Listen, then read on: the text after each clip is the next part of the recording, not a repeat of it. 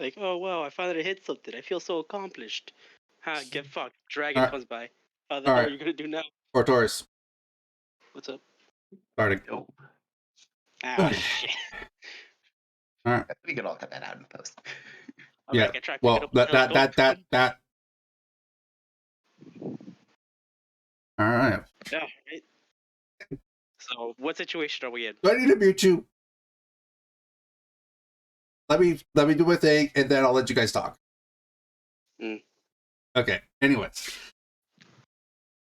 welcome to Job of the Judgement of Bosmia. How do we do that? Welcome to Judgment of Bosmia. So, due to some difficulties, there was no recording from last time. I'm going to go ahead and say this is technically going to be session 1. I do want to say apologies for that, but we're to do a quick long story short of what happened. The long story is that the champions, or PCs, had all met up on especially of a submarine. It's essentially just a open deck ship that has magic that is conjured over it to make a giant bubble of it. One of our PCs had found out that the magic was a mixture of air and water genasi technology / magic that was combined together to make this giant bubble that seems very frail because it's a bubble, but in turn it's actually very concentrated, very connected, very, very, very hard to just pop. But it is still forewarned to not mess with the bubble. As the captain got onto the case of one of our PCs. As we were going down below, they met across some Tritons who had just moved into the area not too long ago. Their destination was a underwater city that had been covered during the Great Changing. The Great Changing was a time where the Bosmia had first appeared, where they were half beast, half human creatures. Alongside, the entire world, except for one continent, had been changed forever by putting everything else underwater. Only the continent of Mutney was the only sole survivor of all this tragedy. No one knows the exact cause of it, except for the fact that there was a giant explosion in the air. And if I remember my notes correctly, I believe it was a giant green explosion. Blue. Blue, thank you. Thank you very much. So, with that being said, our party went underwater and found out that this town was perfectly fine for people to walk about, and it's like that, they had water breathing cast upon them, but they actually didn't. So, with that being said, the party went to the tavern, found out some information, picked up a job to go find out more information from a ruin that was nearby. On the way there, they ran into some trouble via some zombies. And that, my friends, is where we're going to be today. So, with that being said, I'm going to go ahead and pull that counter back up because I think I actually have it saved. So, I'm going to say this right quick. One of the players did drop out of the campaign. That being said, though, I'm going to have Artorias take the place of that person. I believe it was Conrad. That was the person that dropped. Yeah, it was Conrad. Okay, so let's see, where's the... I just want to say I'm very, very sorry for being late. My power was out. Nah, you're good. We already talked about this. We all had shit going on this month, apparently. At least I'm just 16 minutes late. At least it's not an hour. Yeah, it's true. Could be worse. I'm gonna say shit happened. Mm-hmm. There was one time someone told me to show up at a party at a specific time, but the party ended up fucking starting like a good 2 or 3 hours later. Oh, I've had that shit happen to me too. Okay. I remember I once had a birthday party illegally. I literally asked them why they said that, and they said, dude, you're supposed to be the clown of the party. I was like, go fuck yourself. All right, Mhm. let's not drop the F-bomb too much if we can possibly, please. In No, case yeah, I sorry. in case I do actually post this up as what's as Understandable. a not a video but as a We just have to wait a podcast. minute and a half. No Got it. worries. Understandable. I don't do f bombs. I All am Never right, any of the so F. very loose with my language, so try my best to be careful with it. I'm trying to be careful myself, so don't worry. I understand.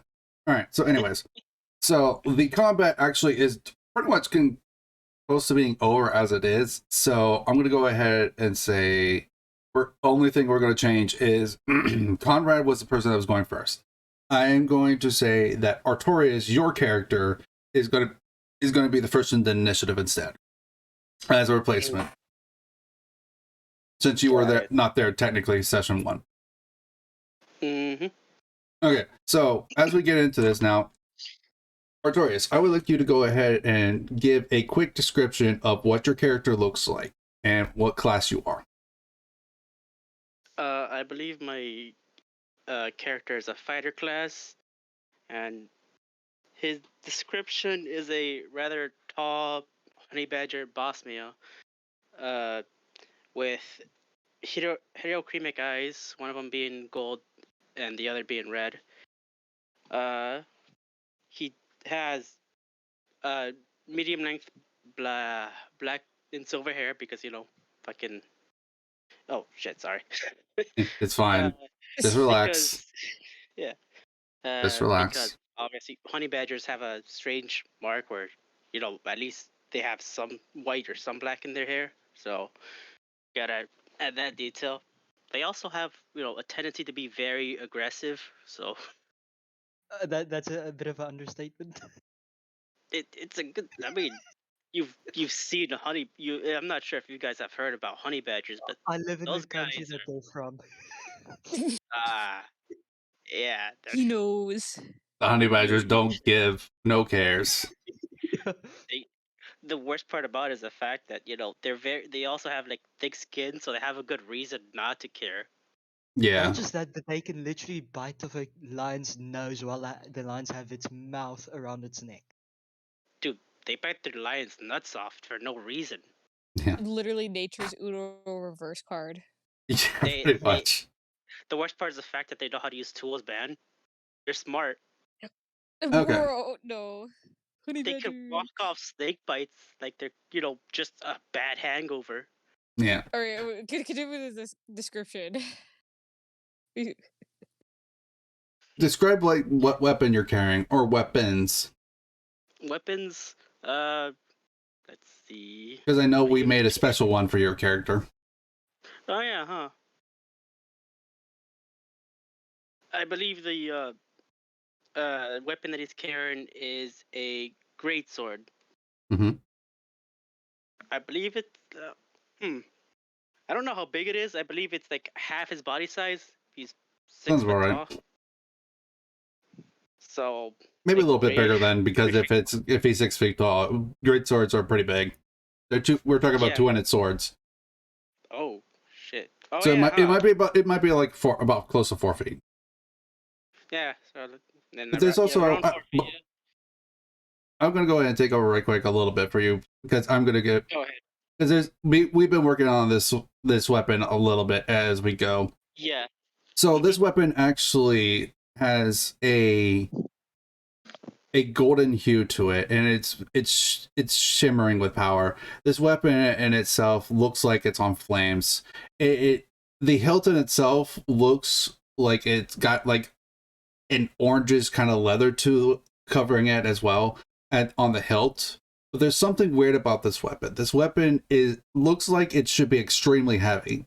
But Artorias is carrying it like it's nothing. And it's not even because he looks exceptionally strong, not that he's not, but it's because it's just simply very light to him, very easy to maneuver.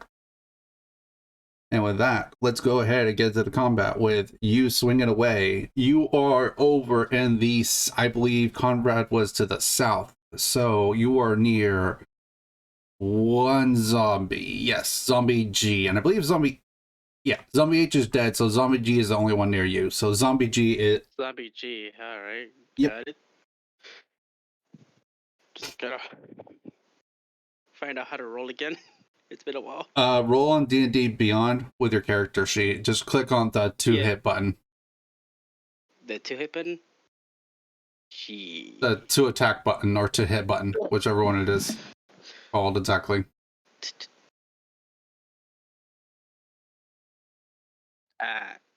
Which dice is it again? Or is it just the 2-hit? The hit button.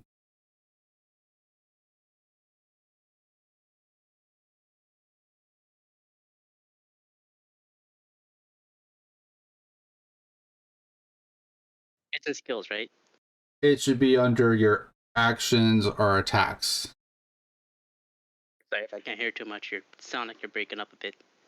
Am I? Oh, it's in actions, I believe.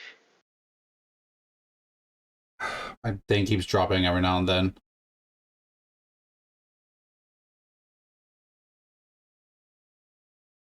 I don't know why it's doing that.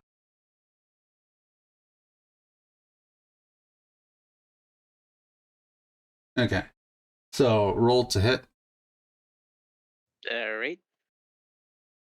That's the damage. You rolled damage, not the hit. 4 and 3. Plus 3, so I guess that's 10. Yeah, but that's damage, not the hit. Oh, hit.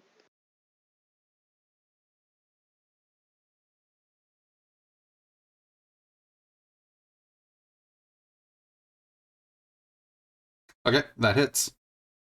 We'll go ahead and keep the damage. You have damage. This zombie was at that. Okay. Let me check something.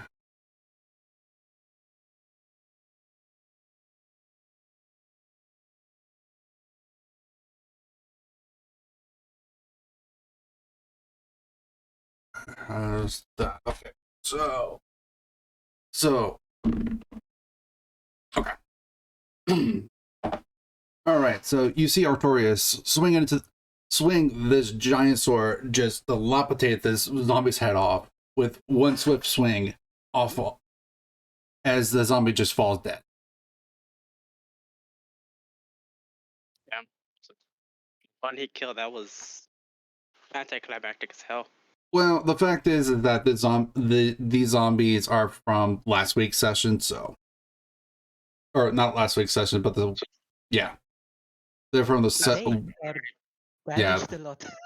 So they're already very weak. Yes, they are. Damn. It is. So I guess Nah. I'll be seconds. Yeah, I wanted to finish it, but yeah. That Anyways, makes sense. okay, so I believe zombie F was towards the southeast-ish. I believe that was where Rock was at. Yeah, I believe zombie F was going towards Rock. So, Rock, this is going to be coming towards you. Where is it supposed to hit? There it is. Does a 20 hit you?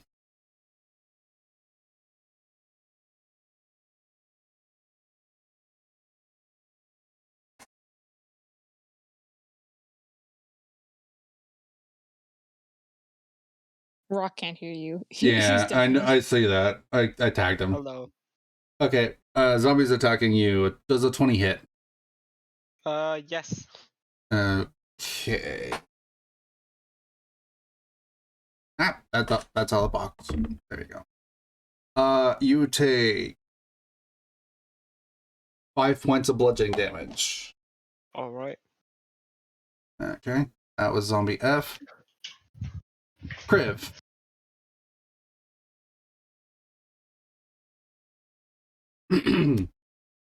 Just Good. realized I was muted. Nah, you're good.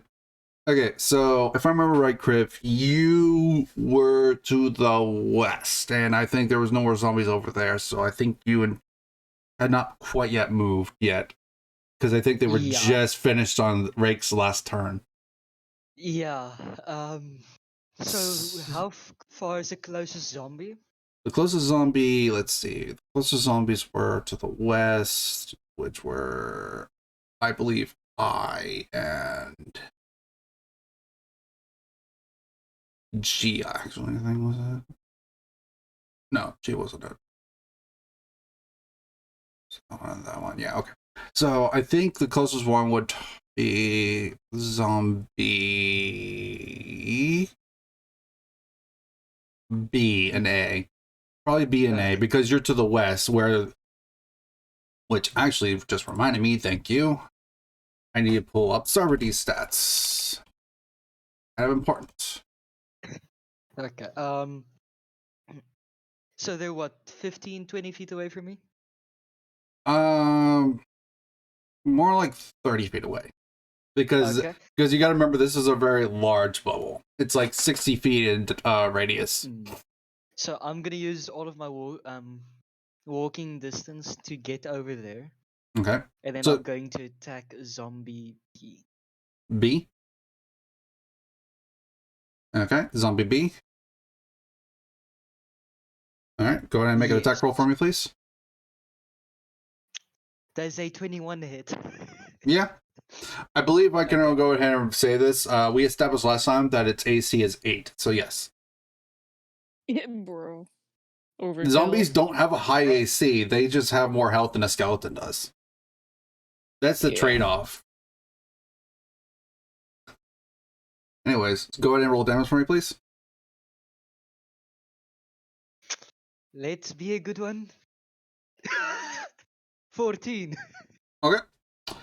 14 damage. So this is the first time it's actually taken damage. So, all right. So No as you, one should.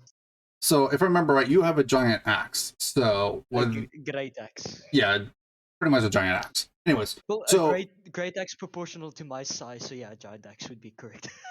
pretty much. Anyways, so as you go, so you go charging forward, barreling towards the Bosmia, the wolf Bosmia sovereignty, who has two different zombies that are attacking her at the same time as she had charged into them.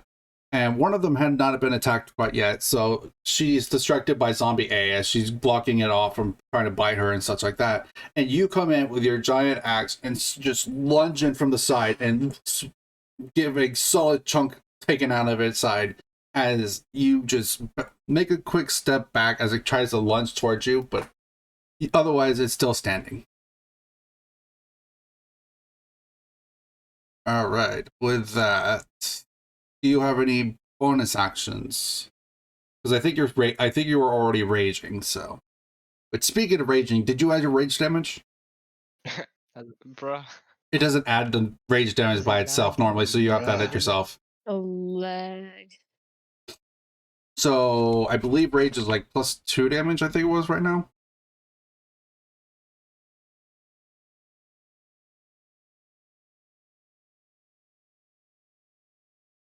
Wait, did you add the rage damage? Because I don't think it adds it normally. No, I don't have any rage. I didn't use my rage. Go ahead and mark it off because I'm gonna assume that you did. Because that's probably like one of the first things a barbarian should be probably doing anyways. Unless you don't, unless you really, really don't care. I honestly don't care. I only use my rage against like strong-ish opponents. Alright, that's fine. You are pretty limited right now on how many you can have, so fair enough.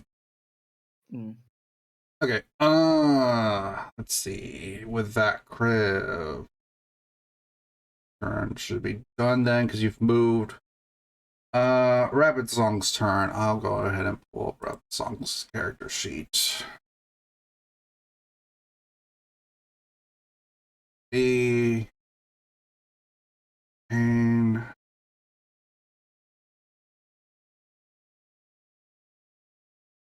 Rabbit Song.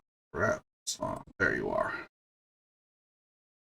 Let's see. Do you not have any weapons?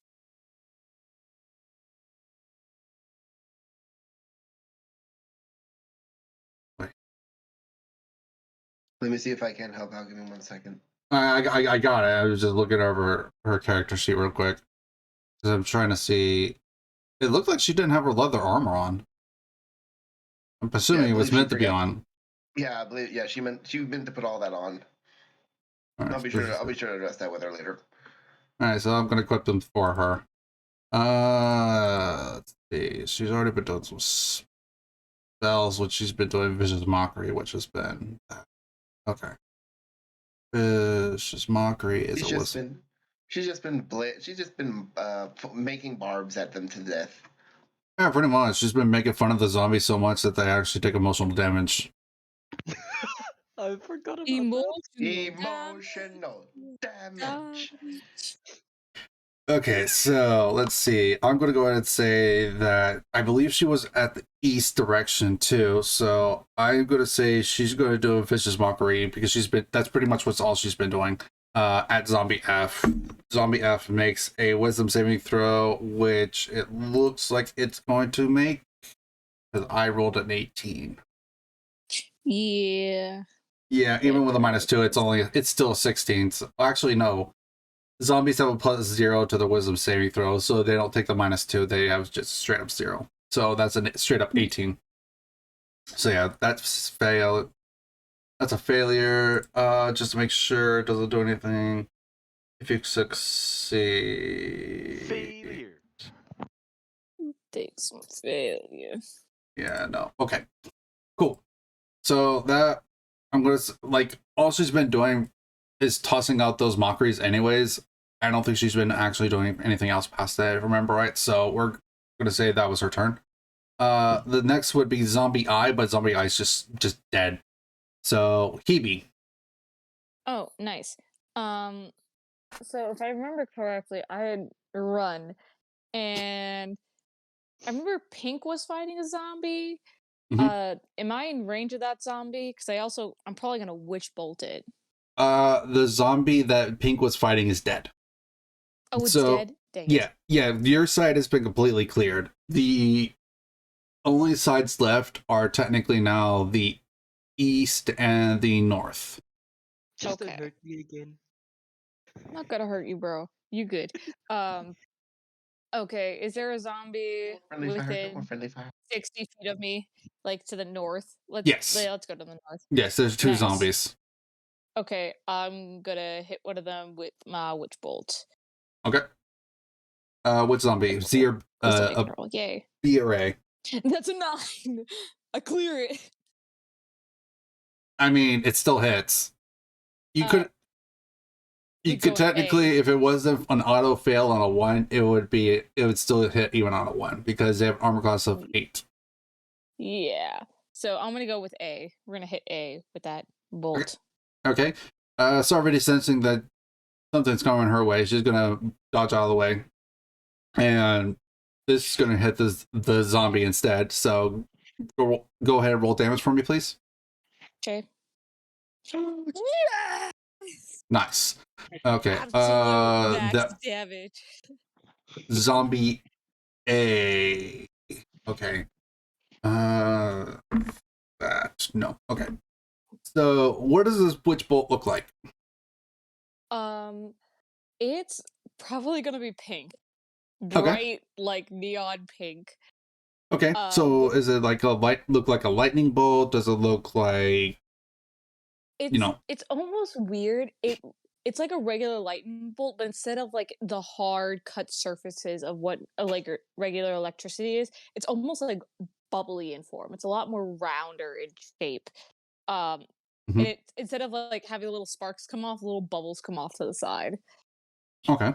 So you see this kind of like rounded lightning bolt get tossed at this zombie as bubbles just like leave a trail behind this bolt as it just soars at the zombie's head, and Sarvati dodges out of the way just as the bolt's about to hit, and it hits the zombie's head and the zombie's head explodes.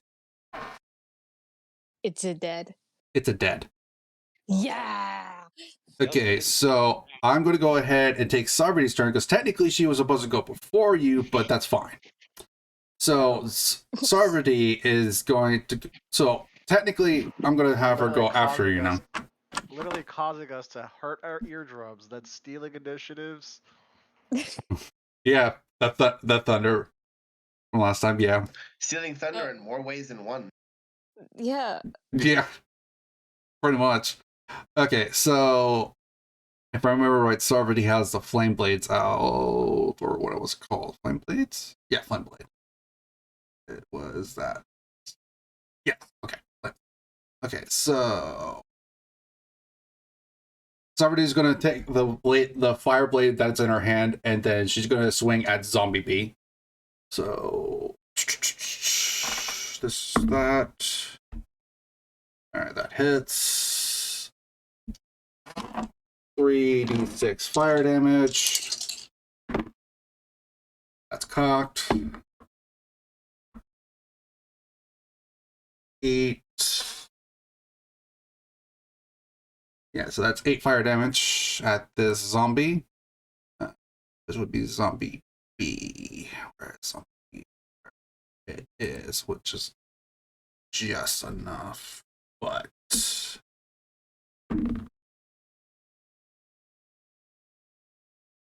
yeah, okay. So okay. All right, so I will say last session I accidentally had forgotten the mechanic of the zombies, so I'm gonna be showing you guys what it is now. So you see Sarvati make a clean cut into the zombie as she goes for a angled slash at the shoulder, and it makes purchase and goes really deep into the zombie, which would normally be a lethal blow to the zombie, as it's ignited with fire. Jeez. But the zombie still continues to. Hard there. Yeah. You're breaking up on my end too. I don't know why. I don't.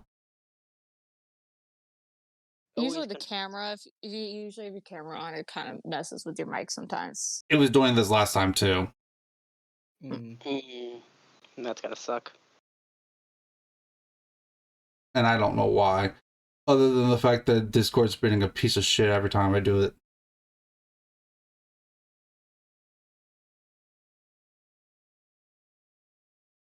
Let me try turning off the camera.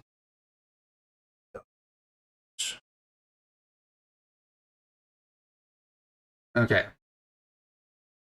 So what ended up happening is Sarvati made a angled cut into the zombie and it makes purchase that looks like it would normally be a lethal blow, but the zombie is still alive and is continuing to go lunging at her as the zombie is still alive with 1 HP.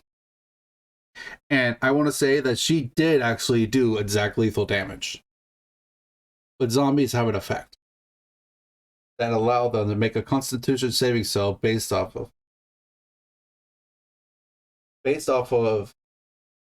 Damn it! And why does it keep happening? I don't know. I hate it. Bad internet or Discord's being a bitch. Discord. Sorry, some big years swearing. It's probably Discord. Probably Discord, yeah. Yeah, it's probably Discord because yeah.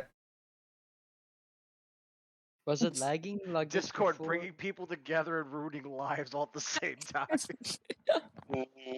Was it also lagging like this before I joined? Yeah. Well, no. I think so. But it's not even that. It was like the last session too.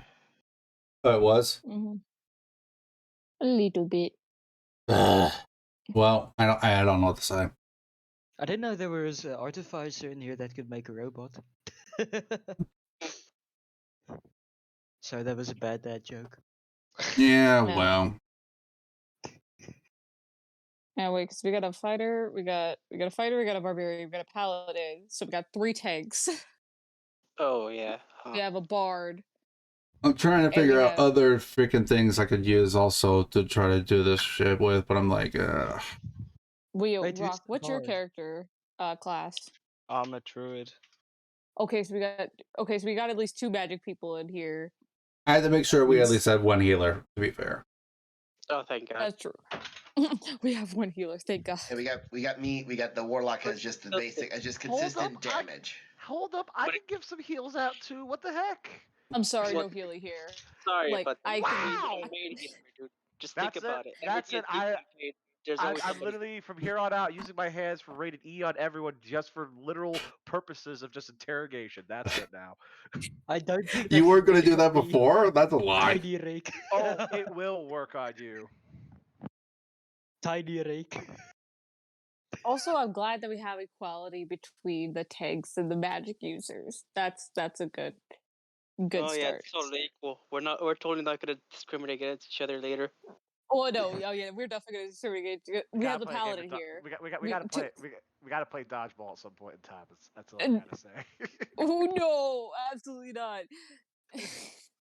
Don't worry, if Rake does anything wrong, I can just pick him up by his head. I remember using somebody as a shield at one point. It was an accident, but Please don't use anybody as a human shield. Or if you do, use the tortoise. They were a Use dwarf. the tortoise. No. Yes, use the tortoise because hey, You have the Rock, highest shut up. AC. You have the highest AC. You can take the most hits. I'm a Nah, I only squishy have warlock. 17 match I am a HP. squishy sorcerer. Hebe and I Liralai and I are basically very squishy. We cannot take hits. If I Wait, go what's into your my AC? shell, I get My +4. AC is a 12. I'm an 11. So yeah, like I said, But we're both too squishy. We are both squishy, so we cannot take much. we will Imagine having die. that low of an AC. Mine is 13. Mine is you- 19. Maybe Wait, you two should just hide mine behind is me because I have the 20. most HP here. Yeah, I got no Yeah, HP, bro. 12. Yeah, I've already made it. I've already made it a point of saying my main strategy is going to be investing really hard in my Eldritch Blast, hanging back and sniping people from afar. Basically said, be prepared for what having Eldritch Blast be my one and only spell that I'm going to use. That's common. Classic warlock. I have other That's spells classic warlock. for context. I have other spells just in case I need them, but I'm primarily going to be using Eldritch Blast. I'm just going to make that very clear. I usually always carry a dagger on me if I ever want to throw one of them. Yeah, Rock, pretty much. I have a hand axe, and that's it. I used to have a boomerang, but I was like, that doesn't fit the character, so I'm gonna go with You the guys hand have axe. weapons? I wanted to do the giant path for barbarian, but then I couldn't find it, so it's a bit sad about that. Imagine an 8-foot tall barbarian getting taller. No. I mean, usually short Three people man's worst tend to make nightmare. really tall characters just to compensate for their short height. Giant barbarian gets tall barbarian gets taller. Oh, so you're not immune to physical damage? Cracks knuckles. Isn't that a shame? And with that, I also get the ability to throw an axe with elemental damage upon my elemental breath weapon. There's definitely someone out there that fist fought a giant before. Well, I'm not gonna spoil too much, but I think my character probably has. Yeah, that's not surprising. It'd be quite a show to watch, just someone fist fighting a giant. Whose turn is it? I I do don't know. not Sorry, know. I've been trying to figure out shit. But, trying to make sure everything works. Your strategy is to hit people really hard. My strategy is to be smart and try to outsmart them. If not, Well- it doesn't work. Water spell. Or So what witch you're bolt. saying is we're gonna waterboard some people. Yes. Maybe. My strategy is essentially Waterbender. my strategy. No, Maybe. we're Strategy is gonna essentially waterboard. We're gonna tie them down in a chair, and I'm gonna interrogate them. No. And I'm just gonna ask you to put water bubbles No. around their head the entire time until No, they speak. Pink, I have a better No. idea. Why didn't I No. just sit on the person? Okay, how so- we're actively talking about our war crimes in front of the DM. Yeah. No. Anyways, Those so aren't gonna be the war Rock, crimes. it is your turn. But I don't think I've ever done a war crime just yet. Is that foreshadowing, Pink? Oh, let me tell you. Rock, it is your turn. Alright, I will use my summon wildfire spirit. Okay. And that is my action, but Okay. I I believe will zombie spawn it in F. front of me I believe zombie F or C is near you, just so we're aware. Yeah, but it's because whenever I spawn it, everybody except myself in a 10 feet radius must succeed a dex saving throw or take fire damage. I think F was on you, so it has to. Yeah. Yeah, it was F. There was definitely one on me, so. Yeah, okay. So dex saving throw. Yeah. DC what? 14. Fails. Alright. Oops, that doesn't work. Yeah, you're thinking roll Is 20. there a way just to roll? Because I don't think it's like there's a button There's for a it. way to roll on your character sheet, I believe. You could just roll I believe you would go to your thing and it should show actions that you could do, and then. Yeah, but it's because it's one of my abilities that requires a summon, so the damage doesn't show up. Where does it say where the damage is on the thing? It 2d6? says 2d6, yeah. I'll go and roll it for you then. Thank you. Any modifiers? No. Okay, so 10 damage. So Alright. this would go to zombie F. That is that. Okay. Con saving. 10 plus that. It's cons that. Yep, okay. So this zombie, as you can see, also, it's similar to the one that you saw from Sarvati. It took some damage, but actually, you know what? How many of these do we have left? Yeah, screw it. I want to get to that section, so I'm going to say it failed. I'm just going to make these guys fail from now on, because I want to get on to the important part. So you see the zombie just get incinerated, essentially, as it turns to dust. It did make its con save to survive on 1 HP, but I'm like, we've been at this combat since the last session, so I'm like, yeah, no. Damn, it's been that long. Yeah, I mean, 8 people, like 7 to 8 people with 7 to 8 people, and then 7 to 8 zombies. Yeah, dude. Oh, yeah, that's a lot. Right. It's a lot. The combats go very slow. Talking about we fought. Never mind. That's shut up. You fought. You fought, Pink. Back and watch like the god you're supposed to be. I didn't really fight much. I just cowered in the back like the bitch I am. Speaking of which, was there any bonus actions for you, Rock, or are you good? Well, I assume I have to wait around until I can command it. Is it a bonus action to command it, or is it an action? It says it's a bonus action to command it. Then you could command it. Alright, I'd like to tell it to attack this other zombie. Okay, the closest zombie, there's only 2 left? Yeah, there's one. There's one with Sarvati and one that's kind of close-ish to Sarvati, so it's more towards the north-ish area. Well, it has 30 feet of movement, so it can just. Okay, I'll be able to reach then. Yeah. Okay, so how does it attack? Like, is it just like attacking with its flames, or how? Well, it's a ranged weapon attack with a +6 to hit with a 60 feet range. Okay, then you could literally you don't have even to move it, you could just shoot it from there.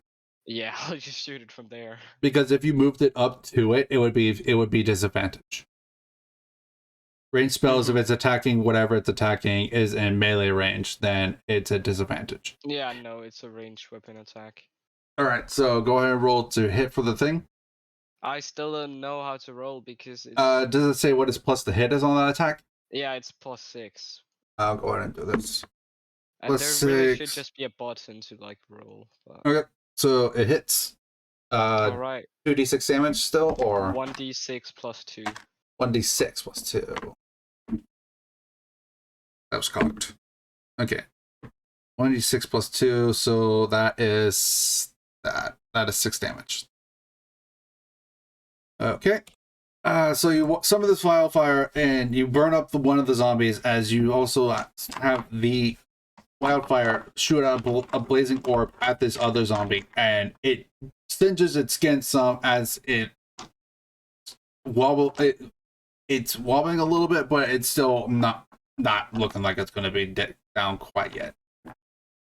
Mm-hmm. All right, so that would be your turn. Because unless you want to move, but No, it's fine. okay. So, Rake, here you go. I believe you were more towards the middle at this point. I should be like at the southwest, right? I think so. Maybe. Okay. I'm just gonna go collect my spear. Call it a turn. Okay, so movement, You just hear action, bonus action, You collect just hear spear, and then go. Yeah, okay. You could You dash just hear as an action tiny rake. if you want You it. got it. Well, Okay, looks like that's all right. Did you want to just go ahead and action dash towards the nearest zombie, or I mean, they're both north, aren't they? yeah? I mean, you could dash to him, but if you don't want to, by all means. I mean, let's see if I do that. I mean, at this point in time, I mean, I already technically used my movement. Yeah, I'll just, I guess, start dashing towards them because there's nothing else to do. All right, so you move 30 feet. Move 30 feet back towards the north this time. Now, Yeah. I'll say towards the northeast, like you're moving towards the center. Okay. Okay, and then Barsis.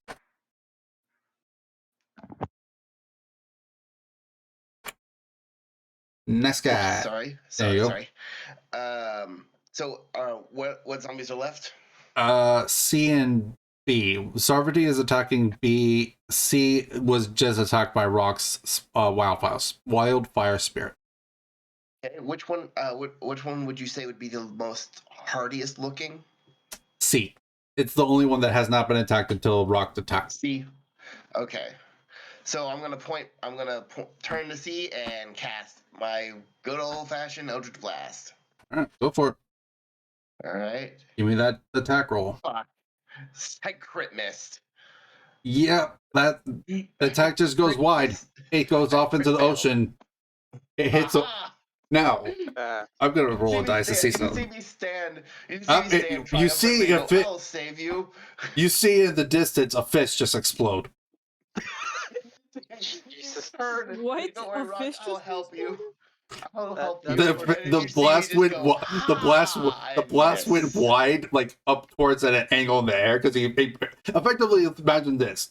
So he goes to do an Eldritch Blast. He moves his foot forward, but it trips on a rock, and so he starts moving forward, and then his hand goes up towards in the air and just shoots the Eldritch Blast. The Eldritch Blast hits a fish, and the fish explodes. Oh, that poor fish. It could have had a family. All right, so Hey guys, remember when I said my dice would screw me over? Saddle in. Though we're not thinking about what that fish could have been doing to his family. There could have been some domestic abuse happening. We might just save that whole family of other fish. That one probably could, yeah, but they. all right, so with that being said, I'm going to go ahead and attack with the other zombies. Zombie C is going to move towards Sarvati, but is 10 feet away, so it's going to dash, and now it will be right next to Sarvati. Zombie B is going to attack Sarvati. That's going to hit. Am I not closer to zombie B than Sovereignty is? No, Sarvati's been fighting these two zombies, literally got in between the two, and sorry, just whacking at them. Oh, okay. Sarvati takes 2 damage. So wait, no, I didn't realize it was that way. So she was at that, so she's at that now. Okay. So you see the zombie kind of just take a wild swing at Sarvati for trying to, for effectively almost killing it, but the blow is so weak that it just kind of grazes her. Doesn't really do any actual damage to her, so she is standing perfectly fine. Small graze, but nothing too bad. And Zombie C had already done its move and its action to dash, so we go back up to Artorias. Jesus. That zombie didn't do anything. Alright, what's the closest one towards me? You're all the way in the south, so the closest ones are all the way to the north. So you would you would have to move and dash, and you would get about to the center. Well, I mean, I guess I'll just leave it that on you guys. I mean, you could go ahead and move back to the center because that's probably what's going to happen after the fight's over, anyways. So. Yeah, got it. So I guess I'll just move back into the center. Okay, so you're gonna move back to the center. All right. Zombie H, zombie F are dead. Kriv, Yes. your go. Okay. How close is zombie B to me? I'm gonna say zombie B is right in front of you. Okay. I'm going to bonk it with my great axe. Okay, go for it. Make an attack roll for me, please. 15. That Okay. hits. Yep, that hits. Damage. 12. It's dead. Okay. I'm Can I not just gonna- do one bonus action? What's your bonus action? Looking for the fish I previously caught. Sure. It's back over in the west area. You had to drop it during the fight. Oh, I thought it was still in my mouth. Actually, hold on. I'm gonna do it 50-50. Yeah, it's back in the west. Okay. You dropped it when the fight started. Kriv looks sad now. Your food just dropped on the floor, my dude. Okay, so he takes his great axe and he just wails at the zombie as he cuts it split down the middle in half. Alright, so that was you. Did you want to move? Because you are technically 10 feet away from the next zombie. Yes. Let's Okay. move closer to the zombie. Okay, cool. Rabbit Song's turn. I'm gonna just have same thing because that's what we've been having Rabbit Song do. Wisdom saving throw. That is a failure. D4 damage. That is 2. 2 damage. Oh wait. Oh. It's over. That's what's still. That much health. Yeah. Okay. So effectively, Rabbit Song tosses another insult at the zombie. Probably something along the lines of like, your mother's a hamster and your father smells like elderberries. And it causes the zombie to just kind of. You see a single tear go down this cheek, even though it shouldn't technically be possible. Emotional damage. Pretty much. Wait, doesn't elderberry smell nice? I don't know, maybe. Elderberries are usually poop. Yeah. And just because I can already sense that something happening with my crit fails, I've already added to my character sheet just a list of accidental kills. Oh my gosh. Bruh. One How much fish. you got so far? Oh, just One a fish. fish so far? Just the fish. Just the Okay, fish. so it would be Sarvati's turn now. Sarvati's going to make an attack roll. That's plus that, so that does hit. 6. It's dead? Wait, math. Yeah, it's close to dead then. Not dead yet. Alright, so Sarvati, you can see her with her flaming sword in hand. Makes a just deep swing at the zombie, and the zombie kind of just since it's stumbling, because it's like a zombie, so it's just kind of very what's the word I'm looking for? Balance. Well, it's not very graceful. What is it? Hobble. It's hobbling. They hobble how they walk, right? Because their walking is kind of very stiff, very mechanical, kind of like, So this zombie makes a hobble, and the attack that would have hit the zombie in the head actually ends up hitting its shoulder and just barely survives this just flaming blow to its abdomen, as the zombie is pretty much buckling to its knees at this point. Tough guy. And Is there then just Hebe. Alright. Simple. We're gonna make this quick and easy for everybody. Witch bolt again. Oh my Yep. gosh. Alright, I got attack roll. And try and hit someone again. No. We'll spice it up. We'll do an ice knife. Oh.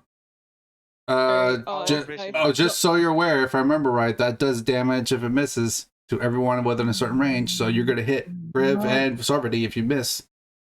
Not again. It's 60 feet. Well, it's everyone within Here a we 5-foot go. radius.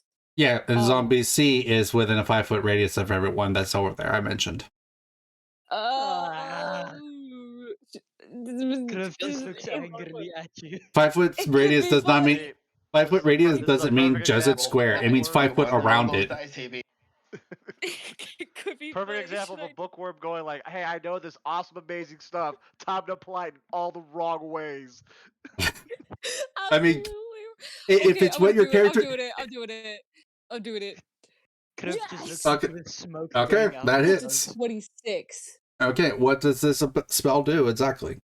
Okay, so a shard of ice, you create a shard of ice and fling it at one creature within it range. On a hit, the target takes 1d10 piercing damage. Mhm.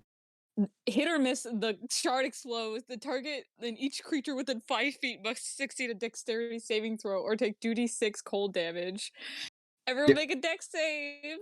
So that would be Kriv and Sarvati. No, I'm weak against Oh. cold. You're evil. Oh, good luck. I'm sorry. Here we go again. 7. Dexterity saving throw. Oh, the Sarvati got a 15. 15. Sarvati got a 15. She's fine. Okay, Looks like Kriv? I'm taking double damage. Are you actually legitimately have a weakness to it? Yes, I am resistant to fire, but I have a weakness to cold. All right, so that Oh, the D10 was that's just the impaling. What was it 2d6 you said? Yeah, well, yeah, for The explosion. well, that would be the zombie and Kriv. Sovereignty doesn't take anything. So a failed The cycle a of friendly success. fire continues. So a success is no damage, but a failure is full damage from 2d6 or something like that, Yes. wasn't it? Okay, so go Yes. ahead and roll the 2d6. Yeah, 2d6. Okay, 1, 2. But I just want to check because I think I have Okay. Okay, so we got 8. Cool. Also, if they succeed, you don't take any damage. Any extra 2d6 damage. Well, the zombie was dead just from the knife impaling. So Cool. So the zombie falls to the ground, and as the zombie falls to the ground, the impact causes the knife to explode, and Sarvati sees this and jumps back just in time, while Kriv, on the other hand, doesn't see this in time and takes that much damage. 8. how much You damage? take 8. You take 8 ice damage. Isn't it 16? Well, if No, it's is it actually a vulnerability of yours, or I don't know. I'm trying to read the Dragonborn thing on the page, but it doesn't. Let's just say it's 16.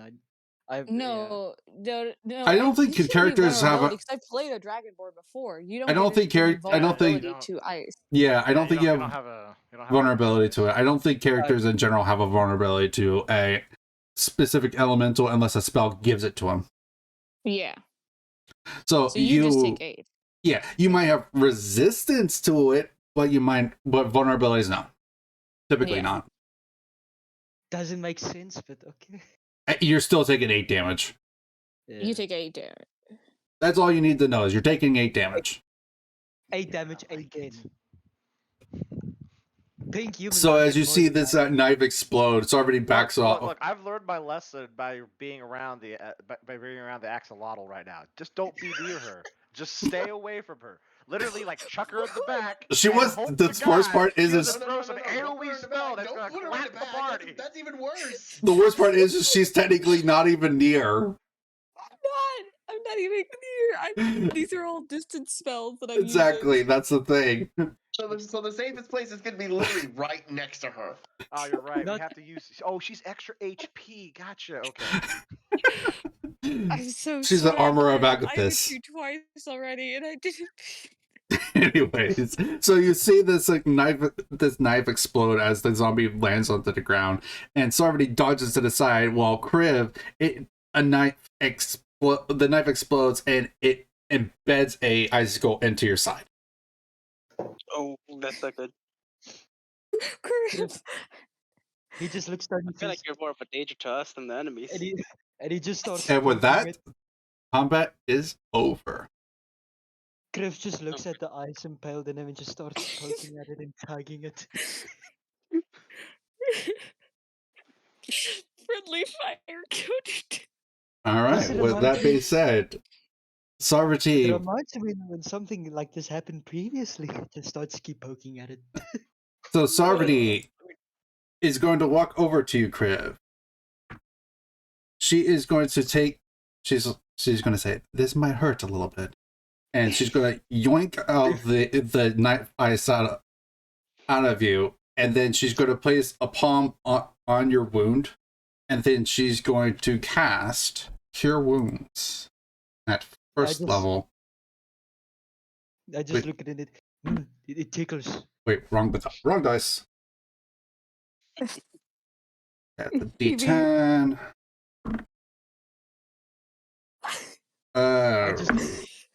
Okay. You get back 7 health. I just look towards Hebe and just say, "You owe me a drink." I like run up to Crib immediately. I toss down. Hold up. How much gold do I have?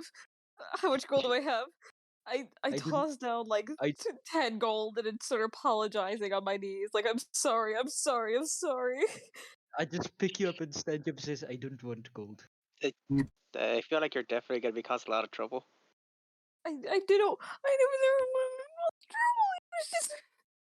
My tiefling is just kind of staring up into the sky where he fired his Eldritch Blast, like, what in the hell happened? Well, friends, that was an experience, would you say? Yes. Yes. Let's see. Who's nearby other than Kriv? Well, I would have run over to Kriv to apologize, so Hebe. I thought it would have been you.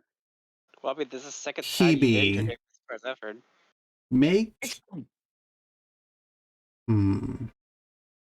Make a perception check. Oh. Alright, perception check. Let's see. How are we on perception? Come on, you're the smartest one here. Only a +2 though. But hey, got an 18. Okay. Now roll an Arcana check for me, please. +4 to Arcana. Fuck yes. Okay. I want to go ahead and say that.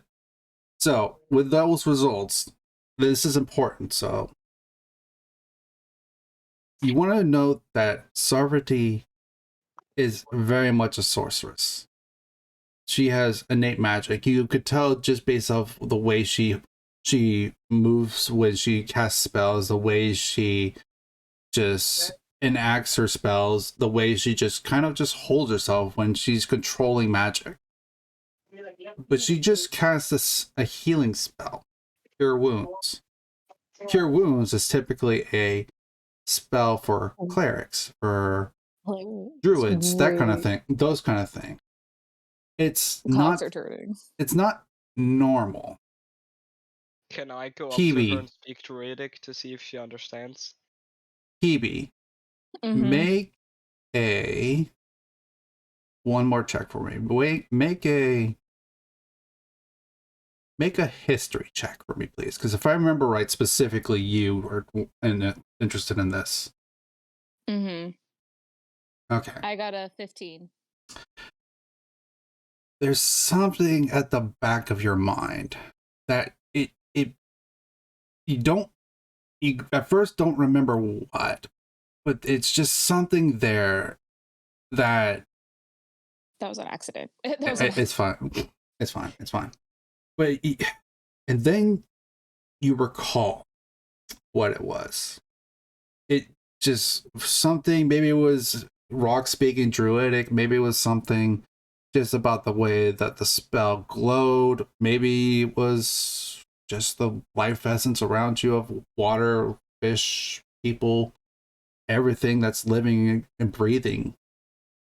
But you remember that there is a special type of sorceress. And these sorceresses are very far and few between. They have not been seen for centuries. And we're talking many centuries. Sovereignty is known as a divine sorceress. And what that means is, I will go ahead and pull up her features right quick. I was gonna say like divine soul. Yes. I know about this. Yes. I know about this. I was actually about to explain. She has what is called, by D&D standards, divine soul, but by your guys' standard, the divine sense, the divine touch, I'll call it, actually, the divine touch, because she is blessed by a god, a goddess, you don't know. I'm jealous. But she has been blessed by one of the gods or the goddesses and has the ability to cast magic that she should not normally be able to cast. And from what you know about this divine touch is that she has because she could cast cure wounds, she is known to be a very pure soul, a very good soul. She favors helping people. She favors the ability to learn about things. She is just in general a person that would go out of her way to do what she can to help others. And the last part, and once again, I want to reiterate for everyone, the last time this happened, and this is why, because we did talk about this, EB, the last time someone that had this was centuries ago. So it's not common at all. I don't remember the last sorcerer / sorceress who had said power, because if this is so rare, they're probably documented in something that I've probably read. The name escapes you for just a moment. This is my excuse saying I don't have a name prepared right now. The name escapes you, but if you thought about it long enough, you probably could remember. I'll tell you right now that after this session, I'll think up of a name and stuff like that, and I will toss you that information. All right, and we'll retcon that information into this. You talking to her, or whatever you do from here, because I assume you're going to want to talk to her. Of course. Because this is beyond normal. All right, with that, and that is the information I will give you with what you have rolled. Mm-hmm. All right.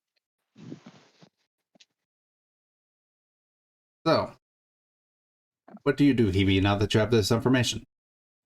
You know what? Not much, because I'm still kind of like, oh gosh, what is her name? I just had it in my mind and I lost it. Sovereignty? Sovereignty, yeah. I'm still a little iffy on sovereignty because, again, fire magic, water magic don't really mix well together. But and also with the party, I haven't been able to know and trust them too much. So when the time comes, I will bring up the information. But for now, I kind of keep it to myself and more try and help Kriv in whatever way I Totally Would your face show anything about knowing the information that you do? Probably. She's pretty expressive, so I'd say like I'd. Okay, don't explain too much. There's a reason. Okay. Yeah. Pink, I would assume your character is coming over by now, and you can see Hebe, like you can see the side of Hebe facing towards Sovereignty. I want you to make an insight check for me, please.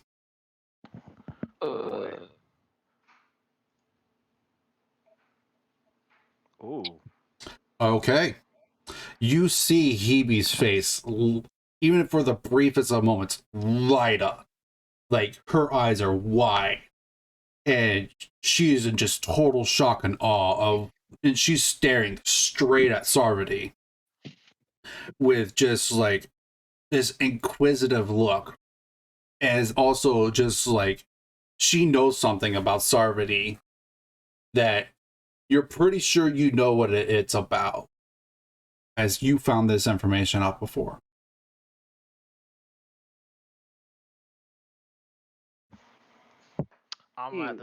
At this moment in time, I'm gonna take that as I'm gonna catalog that and just keep it for later conversation. Okay. Still a bit weary. We got getting next to the axolotl right now with the explosive powers. It's not explosive. Okay, not explosive. You guys say that in character? Well, no, Not because he's explosive, probably but thinking it. impaling. What impaling? Mm, Loud.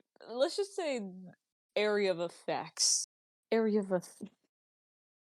that's just the logger term for AoE. It is. Well, yeah. Which is another term for explosive. But it's not really explosive. It's also a because different it's term not for terrorist. Hey, now we're not going that far. Yeah, yo. I mean, yeah, you're not doing it on purpose. I would beg to disagree. Criv might The have. same person. Kriv, come on, just take the gold, bro. I'm sorry, I'll get you a good It's just medic. I'll her get you a special good way of character. hitting on people. Come on, I mean, you No. gotta take all the damage the entire If time. it is, then I'll take it. I'll take she's it. mainly focusing on one guy here so far. Yeah, the tallest one here. Also, right quick, Artorias, make sure your character's level 2, by the way. Oh, Is he level 2? Level Let me see. You just see Kriv wink at you. Oh, he's And with still that, level 1. and then yeah, and with that also, Sarvati kind of just sighs and looks back and sees Rake going on over, sort of, but is hesitant. Looks almost hesitant, and Sarvati just kind of just gives a small smirk, knowing. That doesn't smell suspicious at all. No suspicion It's more. there. It's more along the lines of like she knows why he's not coming over, and it has to do with Hebe. Ooh la la. Bro, what? Bro, There's already beef. What did that mean? Hey, whatever you take from that, that's on you all. No, But it might have to do with the conversation that we just had. No. This man. No, it might have to do with the terrified of me. explosive powers. Yeah, I was gonna say like. That's why she smirks, because she's smirking because whatever I reason. should be the terrified one. I got hit. I'm going to leave it to your guys' imagination because I know the actual reason. Thing and backs away. Anyways. I'm just gonna stare out at amusement. Alright, friends. Shall we continue on? Is anyone tired? No, would really. my fire elemental still be there? Yes, until whenever either A, you dismiss it, or B, however long it lasts. Yes, I'm a bit tired from getting impaled. Oh, I will say I probably will do prestidigitation on myself to clean up the blood that was spilled on me by Pink when he like threw the spear and absolutely killed something in front of me. Oh yeah. I mean, but black looks good on everything. No, it does not. I'm pink, bro. I'm pink as can be. I also like the color black, so I mean. Alright. So, with that being said, let's move on. Let's get to the thing that I've been waiting for you guys to get to. Oh no. So. Oh, yes. Yes. So, you all come. You didn't see it very well in the distance, but now that you're coming towards this building and getting a better look at it, you see a giant temple. And this temple, it's weird because it's angled. And I mean, like, the actual foundation of it is slightly lifted in the air. But otherwise, this building looks perfectly intact. Maybe some seaweed here and there, some algae, but other than that, it looks relatively intact. And when you look up, you see simple. Make a perception or a religion check. Your choice. Which one? Perception? Religion or perception. Your call. I'm gonna do They're the this same for one. me, so I'll do religion. What the hell? What is going on? Brody has godlike vision. I've I gone only from got shit guy. vision to good vision. Okay, so everyone, let's see, that's 1, 2, 3, I need to 4. make it still. Artorias, I need you to Perception, make one right? as well. Yes, please. 6. Or religion, Critical whichever's higher. sight. Pink, did you roll the 24? Yes. Ah, what the Yes, I did. Okay, so Okay. everyone that got a 10 or higher, you see this. Oh my gosh. You see a scythe that's pointing. I'm going to pull my video back up for just a moment. Okay, so you see the scythe that's pointing upwards like this. Okay, and Okay. the curve of the blade points outwards towards the left. As below the scythe is a field of wheat is filling this, because in the normal temple, like, you know how there's a top part where it's kind of like a triangular area? Like the Pantheon. Yeah, kind of like that, yes. Okay. The entire area is filled with wheat and people and stuff like that. As also the scythe in itself, about midway through the scythe is a pair of wings. And because this is stone, there is no color to it. But for all of you that had gotten a 10 or higher, you would know there would be on one side a white wing and the other side a black wing to represent Vitris, the goddess of death and life.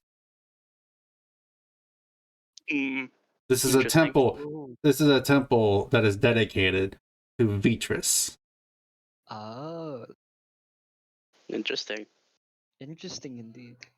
I was gonna go ahead and say Barsis just slightly tenses. Ooh. Quite the interesting architecture, actually. Huh. Never quite knew the angle. I feel like throwing something at it. I will say Vitris is Why? kind of a relatively big figure in this in Mutiny, and just in general too, because she's the goddess of life, but also the goddess of death, but also the goddess of magic. Does anybody have like detect magic? The paladin should. You might. Sorry, what was the question? Do you have detect magic? I mean, I have divine sense, but not really detect magic. Well, I can just walk in and see if something happens. Also, Pink, yeah, just to that's make a good idea. Pink, just to make sure, if you had, because I know you used the charge of Divine Sense in our session 0. If you have one charge used, I still have 3 more. well, I was going to say go ahead and recover that one, because technically you did have a long rest in between. Okay. Oh, we had a long rest between? No, while you're on the boat. Oh, okay. Back while you're on the boat. This counts for Pink because Pink was the only one that showed up for session 0. Yeah. I used things. He did. Inspired survivors. I won't tell why he used it or what he knows from that, but that's for you all to discuss. Anyways, so what do you all do? You see this place. Head inside. Okay. I mean, Is it pretty clear that this is like? I mean, at Well, this I guess point, can I make just a general Arcana check to see if there's magic coming off of it? I was gonna do a divine sense check just to see if I, figure it Okay. out. Yeah, you don't. Pink, Yeah, you do divine sense. Fine, never mind. Yeah, Someone do Pink, mine. go ahead and do a divine sense for me, please. Yeah. Okay. Indeed. And how far was the range again? 60 feet. 60 feet. 60 feet. 60 feet.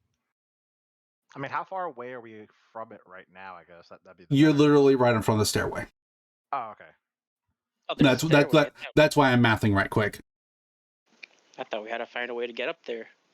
No. It's at an angle, but it's in the ground. Like the stairway's in the ground. Damn it! I wanted to throw somebody. Anyways. No. You don't pick up. What was it that it does undead and what? Celestial and fiend. Celestial and fiend.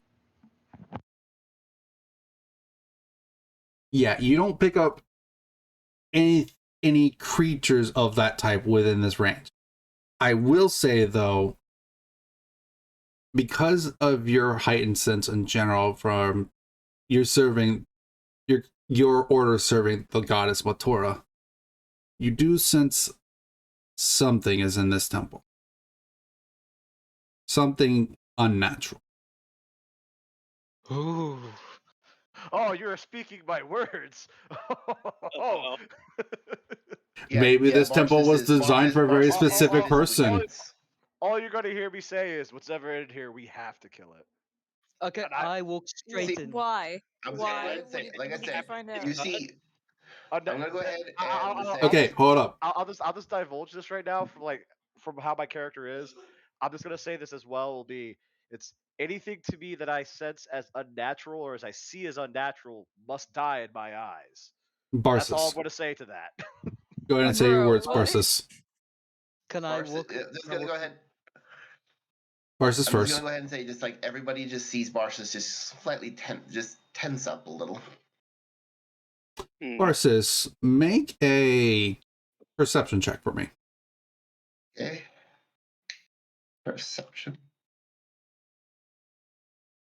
4. You don't sense anything. Damn. Just said to suck apparently. Uh, I don't agree with you at the moment. Nico, I want you to make a make a perception check for me, Nico. Nope, not good, not good, not good at all. Actually, it's fine. That's not terrible. Uh, You sense. No, not even sense. You see. You're the only one that sees this. You see a hand. A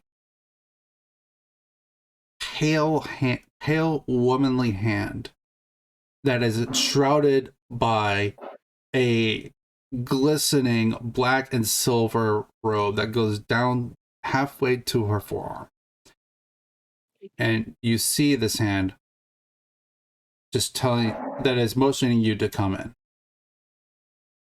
It doesn't it's not trying to force you, it's not doing anything, like it's not trying to charm you or anything like that. It's literally just telling you to come in. I look to Hebe and I look to Reik and the other members of the party, and then I look back again at them, and I just ignoring them and just keep on walking straight into the temple. All right. I'm That gonna totally doesn't sound like make survival game. one check. Hey, like, do we? I guess we're gonna see him walking. I just kind of go, what? Wait, hold up. Sarvati, I'm gonna make a plan. you see, before you make your way That's too the far, spirit. Sarvati is going to place a hand on your shoulder or on your arm break and say, Or wait, can't you reach that high? she's not. She wasn't even reaching. That's why I corrected myself. Is she reaches for your arm and she places a hand on your arm, Okay. and she's not even really looking at you, but then she gives you a glance, and it's like, I know you want to get in there, but relax. We need to go in as a group. There's a very dangerous vibe from this place. I look down and say, nothing that I've experienced before, and I just keep on walking. I don't know. Look. All right. What do y'all do? He's headed on in. Kriv, I kind of just like run out I'll after run- him. I Like, follow wait, behind him I'm like 'cause trying to stop I've- it, but I can't. I'm gonna head in just because. Yeah, I'm just gonna have to follow him. Okay. I'm already like pumped and ready to go. It's like time to kill something unnatural. Let's go. This is what I've been born for. This is what I've been bred for. All right. So you walk in. As Pink comes up running behind me, I trip him. No. I'm walking. You can keep going ahead. I need my meat shield in front of me. Well, I stay back Sar- for a second, Use looking Rake. at everything As- going on. Then just as go on. Rake walks in, Sarvati's walking in next to him because that's her bodyguard. So I want to for the people that weren't here for the first session, Sarvati's bodyguard is effectively Rake. Ironic. Well, I it's was more bought along out the lines slavery of, from her, so technically I'm still a slave, but nobody wants to admit this. well, Oh, no. Sarvati, Bruh, not Sar- this no, because I- technically a slave. The reason your characters wouldn't know that he was a slave, unless Sarvati told you, is because he is not wearing a collar. Slaves normally still wear a collar, but he's not wearing one. Bro, not the slavery. Look, Oh, my I thought we were I- past this.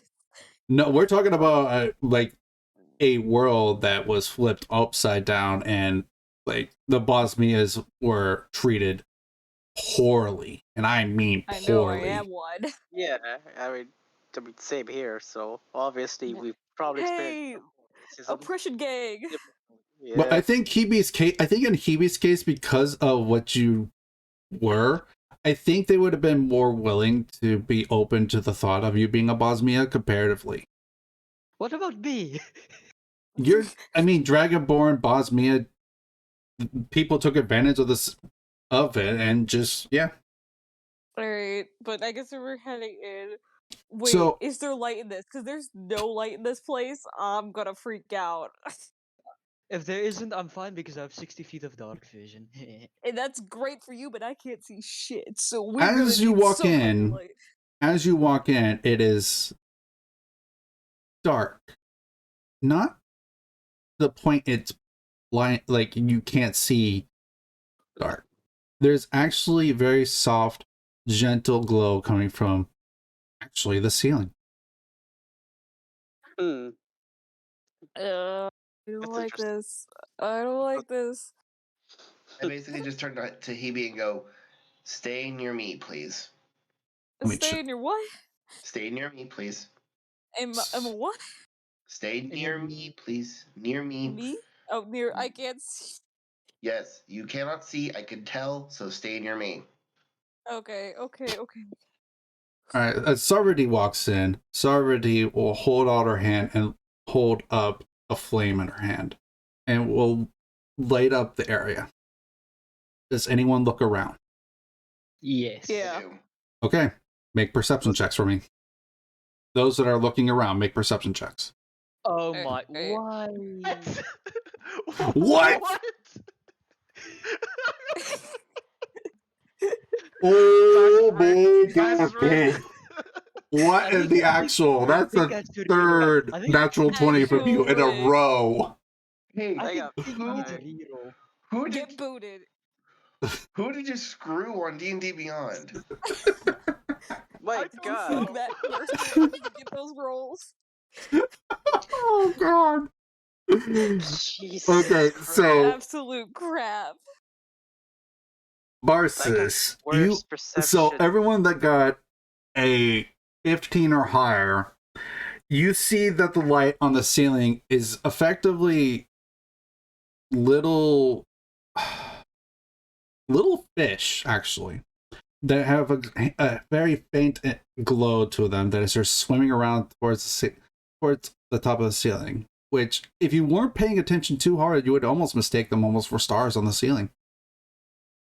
That's where the glow is coming from. The glow is coming from fish that are just moving around.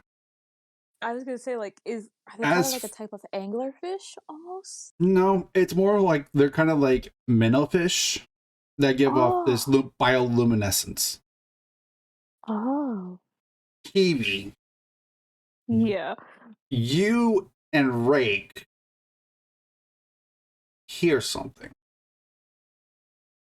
you hear chanting. Oh no. You don't. Gonna be a cult. What languages do you guys speak? Druidic, Elvish, No. Just Pink and just Oh, my Hebe. bad. Draconic and common because I'm hella stupid. I know Abyssal, Celestial, Common, Elvish, and Primordial. Celestial. Sorry, one more time, a little bit slower. Abyssal, Mm-hmm. Celestial, Mm-hmm. Common, Mm-hmm. Elvish, and Primordial. Primordial, Abyssal, and Celestial. Because I study a lot. Okay. In Abyssal, you hear it's very, very faint. But one of the words that you hear almost repeated. Not like it's every word, but it's like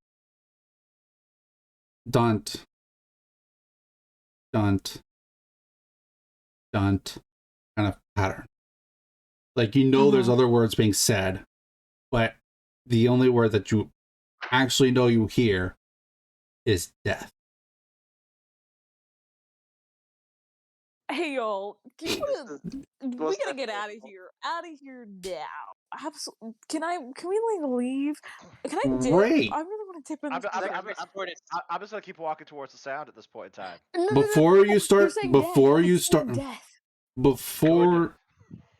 before you start moving, Ray, you feel something. It's a very familiar presence. Oh. It's the presence of another of you. Another of your brothers. Huh? Huh? Rake understands. Another what? Yeah, I'm gonna definitely keep walking now.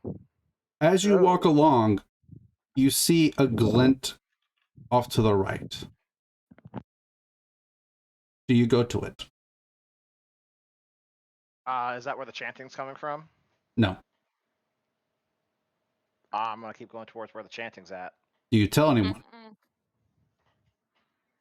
I'm pretty sure everybody's watching me walk towards them at this point. I was gonna say, can I swim after him and stop him? As in, like, do you point? He and I are just following after him. Do you point? No. Like, does Pink let anyone character know that it's you saw this glint to the right? I'll point to the right just to be like, watch in that direction. I'm gonna go towards where I'm hearing this chant coming from. Okay. And then I follow Pink. Is there any way for me to stop him? Like, any way for the try? You could try making a strength check. You'd better be suited staying with us. Stay with me. Stay with me. We'll get through this. I think you'll have a bit of trouble because we both have a lot of strength. I was gonna say, like, yeah, strength check. Let's go. Oh shit. Okay, roll to pull a strength check, Pink. See, this is where I don't roll good. Watch. Oh, it was for Pink. I thought it was for me. Hebe, you just... What's the word I'm looking for? You dig your heels into the ground as you take... Ow. That was your laundry, I assume. Anyways, Hebe, you grab on with both hands, digging your heels in as you grab onto Rake and just slow him down to almost a halt. I look back and ask, do you need help, Rake? Puny Rake. Nah, this is just amusing at this moment in time. I'm still gonna go in this direction. Please don't. It's death. I'm hearing death. You hear that? Everyone make a perception check. Oh, Please, something good. Oh, God. Oh, come on. Yes! Wait, is it good? Is it good? Yes! no. I got a 21. That's good for I got an 8. Everyone that got a 10 or a higher, you hear the noise of zombies behind you. And not just one, not just 10. You hear dozens of zombies coming from behind you. Maybe we should run. Running, absolutely. I'm As- running. I'm running hold- alongside I'm but- running alongside Hebe In because what she needs someone I direction? can actually see. Are we heading towards the chanting or are we heading Time to the right? purge the heretics. That is when, but you see Sarvati turn towards these zombies that you can hear from behind you. They're not here yet. They're quite a bit.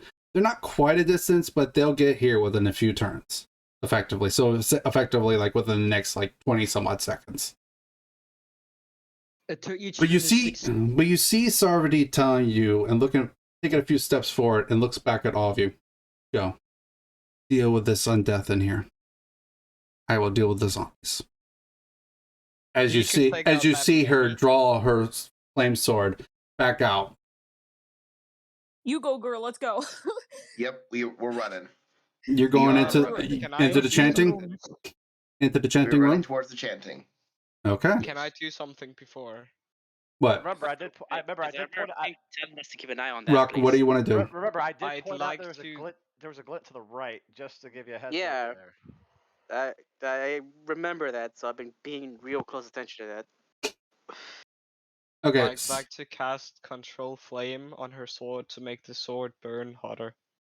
Okay. I'm going to roll a dice because that's not normally how that works, but I am all Creative for use. it. Okay, you just gave her extra damage. I'm not going to say how much, but I will say it's a lot. Thank you. Sarvati looks at you, Rock, smiles. Thank you. Now go. No problem. You are wanted in the chamber. Go. Go. I will handle this here. I don't want to be wanted anywhere. I want to go home. Who wants that to the Hebe, chanting? What the hell wants it? Who? Hebe, you No, see I need Marcus just pull you I need a along my marching sleeve. We order. gotta Who go. is the first one walking in? Me and Pink probably. I need one person because it is a small door. I will So- go first. Pink. Okay. Roll initiative between Kriv and Rake. Okay. Rake is the first one through the door. What's you with these new? Good I don't rolls? know what's going on. Don't ask me. Please let him get a nat 1 on like his This- damage this roll is or gonna- something like that. this is The gonna- one Absolutely time we crazy. don't want him to critical fail, and he does. This is gonna throw some Spanish in the work, eh? Maybe. Maybe, man. I can't tell you. Alright, let me look up one thing. See if it's in this. How big is the door? I don't care how big it is as long as we can get through The door it. is big enough for only one person to walk through at a time, period. Unless you are a small creature, you walk through one at a time. Yeah. So I got a duck. I. Bro, this is too much.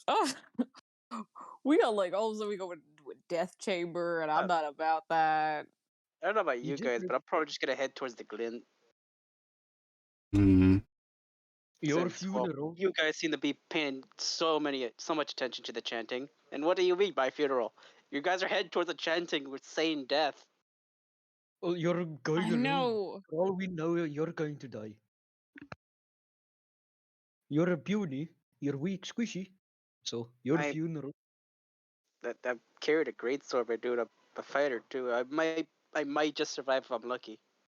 If you're lucky, yes. But if But you're I'll come out with a bunch of combat experience if I do. Actually, no, I'm gonna do funny. because I could do that. Yeah. At least I'm not near the what is it? Friendly fire?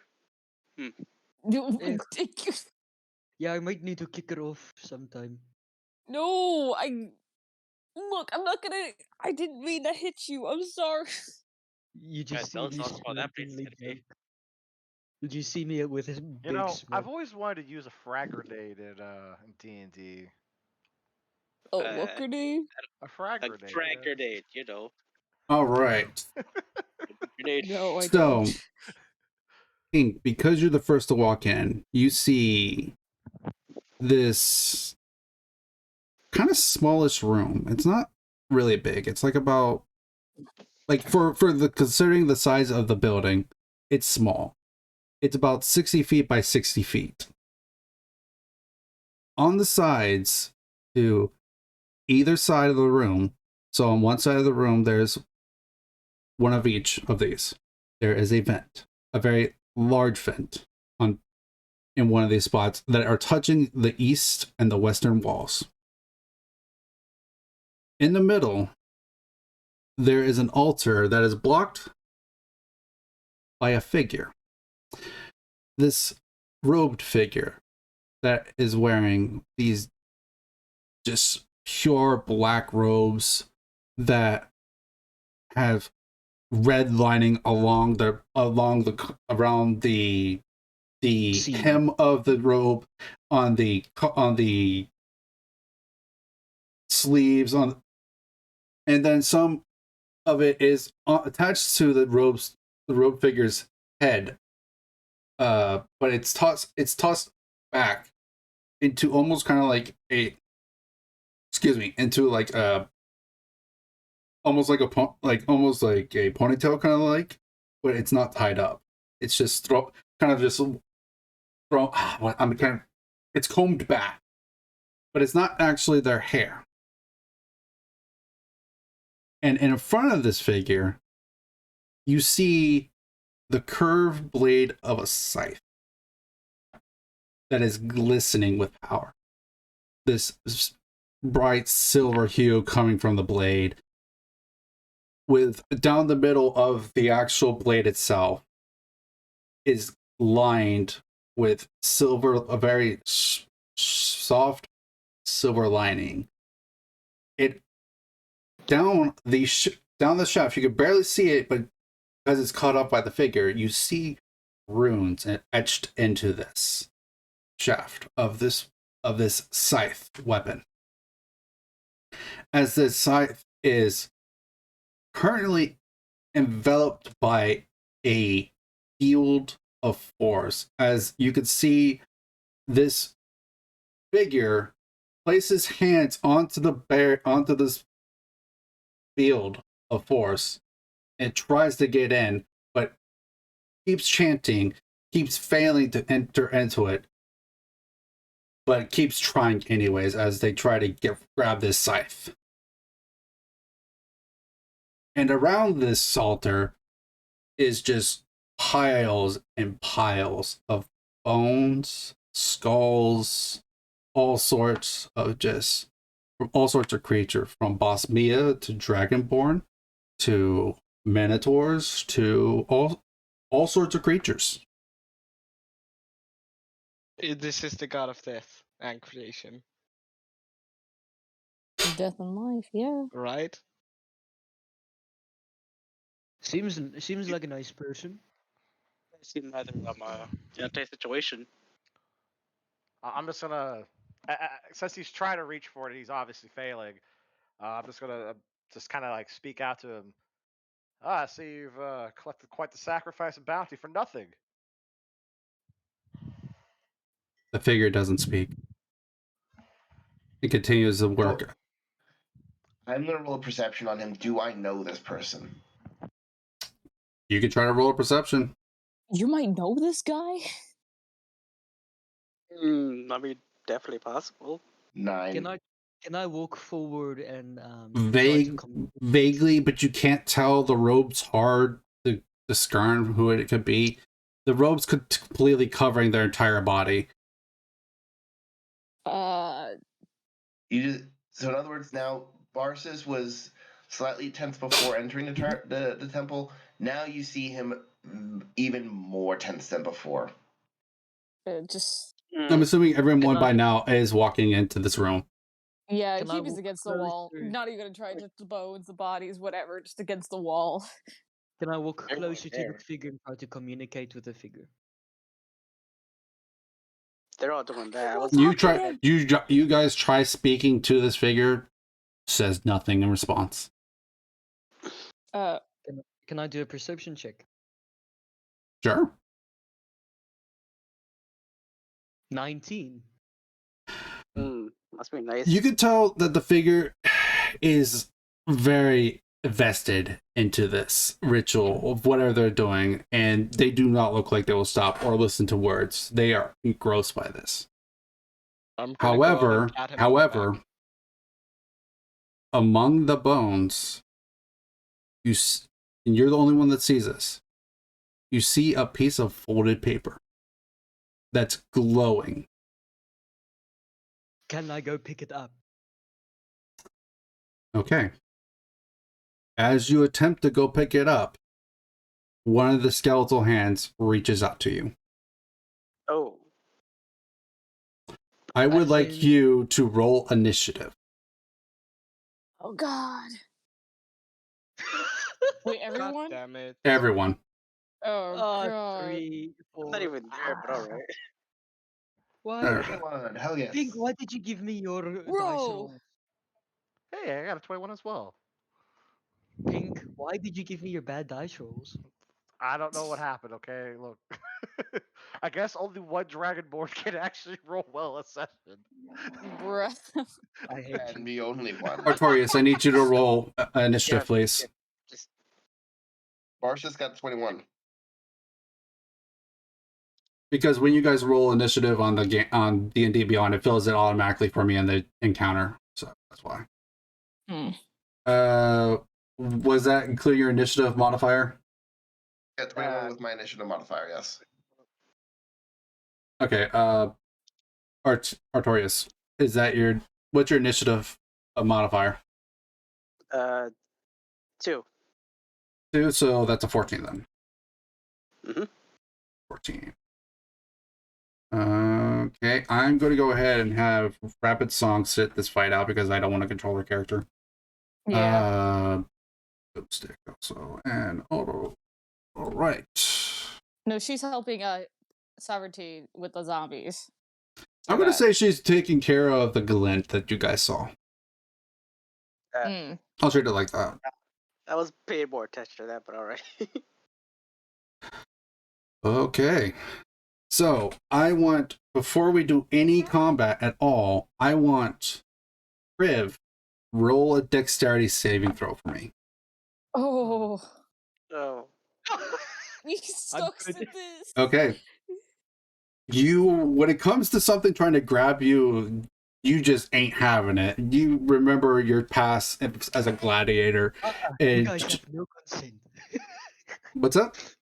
No, I'm joking. Like, you guys don't have consent. Your past tells you that being grabbed is pretty much almost certain death. And as you're grabbing for this note, you yank your hand back and jump back.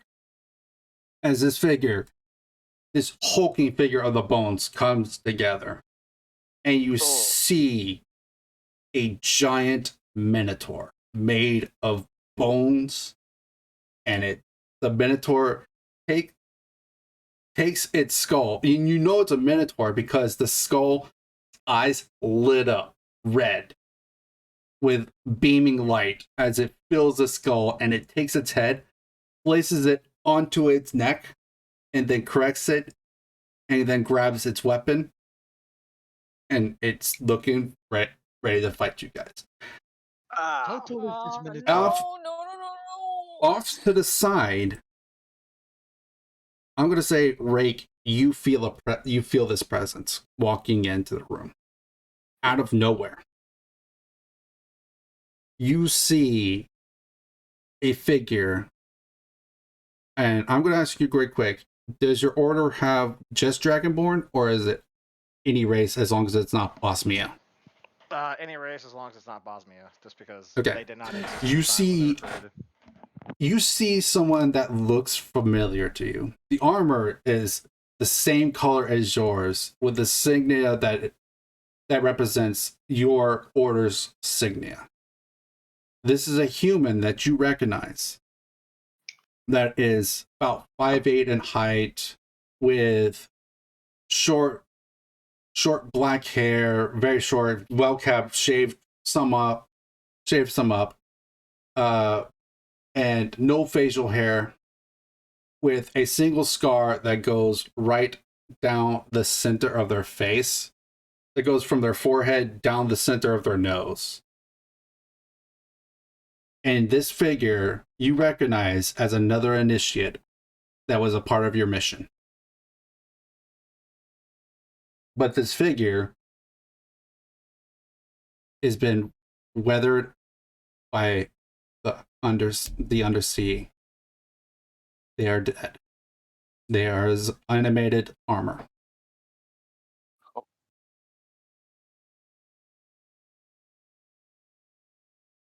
Damn.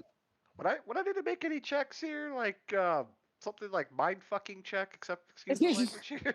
Like Yo, emotional damage taken. yeah, it's like Make it to Constitution save. I'm gonna say bro. that based on your Oh. order, you're not tricked by this. There's specific kind of warding on your armor that you could tell this is yours. This is someone that belonged to your order. right.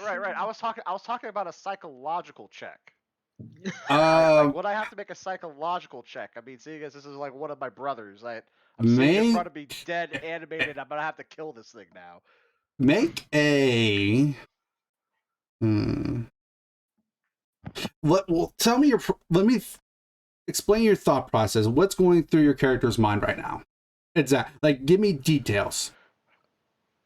Well, part of it is put it to rest because pretty much at this point in time I need to burn the body so that way it's not gonna reanimate at any point in time. Also at the same time to recover the armor just because that's that's my order's armor. It's something that needs to be taken back to the order in the first place. Additionally, this is also one of my four brothers that I haven't seen in over around over 10 years. So I'm kind of I'm having a moment inside my head. Okay. Make a charisma saving throw. Charisma savings. Interesting. This is only for Rake. This is testing your will and your fortitude. Why are you getting good rolls now? Okay. I'm sorry, okay? You know what you must do. You don't like it. You are not fond of this idea at all. Because it's one of your brothers. But at the same time, whoever this person is that's this figure, which I want to know, they've disappeared. They are clearly the cause of this disgrace, this absolute dishonor to your You brothers. must give him the Emperor's peace. Gotcha. You are furious. And with that being said, our combat with, actually, of all people, Rake. Wait, but didn't Barsis roll a natural 20 on that? I mean, I don't You mind giving it both. to him to start. Okay, what is your dexterity, both of you? 14. What is your modifiers? What is my dexterity? My dexterity is +1. What's your dex mod? +2. +1. +2? +2 for mine. Okay, you're going first because your dex mod's higher. That's why you both rolled 21 initiative. Okay. So you both rolled a 21. It's I believe it's tracking the fact that both of you have between the Minotaur and the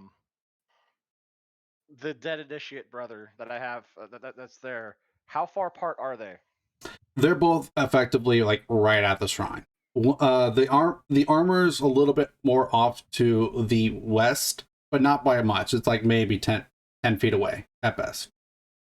Gotcha. Okay. I'll go ahead and position myself right in front of them, and I'm gonna go ahead and activate the shield to taunt the two of them onto me.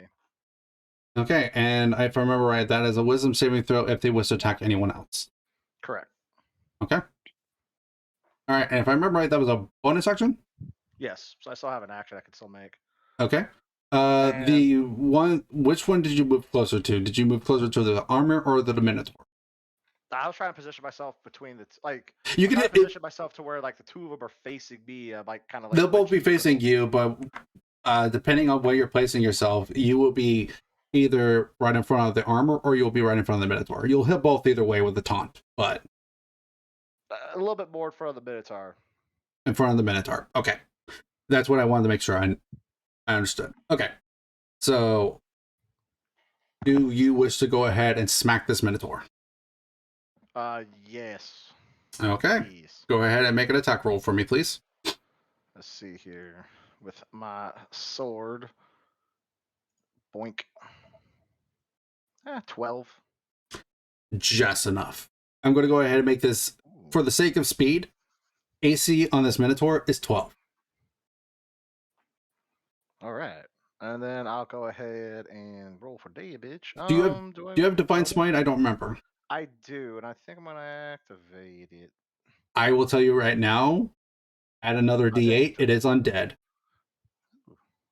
Oh, so actually it'll be 2d8 that I get to add to it. Yes. Nice. So you roll your normal longsword damage plus 2d8 extra. Ooh, nice.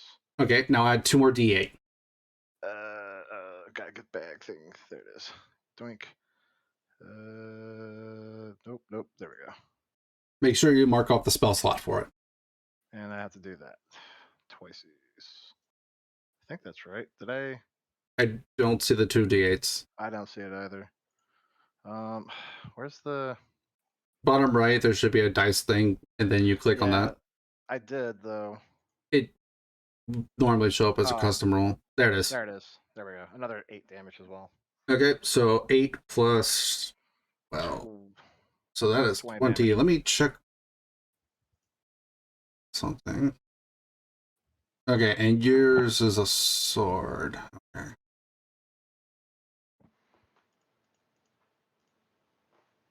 Okay, let's just double check something. All right, so that was 20 damage, right? Yeah, 20 damage. Correct. 20 damage. All right, 20 damage. Blink.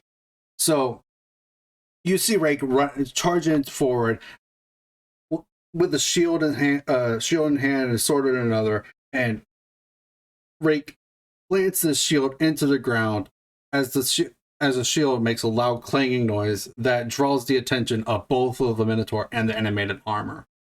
And he then lunges forward with his sword and just stabs into one of the rib cages of the Minotaur as it cracks and breaks one of the Minotaur's ribs. As you see it stumble for a moment and just goes, letting out a bellowing roar in pain. All right, that was your movement, bonus action, and action. Arceus. All right. So how far away is the robed figure? Rope figure's gone. Oh, the robed figure is gone? Okay. Yep. As soon as these creatures appeared, it pretty much just disappeared. Nobody got done with it. So I will do something rather unconventional and cast Eldritch Blast at the Minotaur. Okay. 18. That's gonna hit. Okay. Roll damage. Or 12 damage. All right, because it's a okay. So 12 damage. Point. This thing's gonna go down real quick. My agonizing Eldritch Blast is not to be messed with. Mm-hmm. I'm definitely gonna do a reckless attack.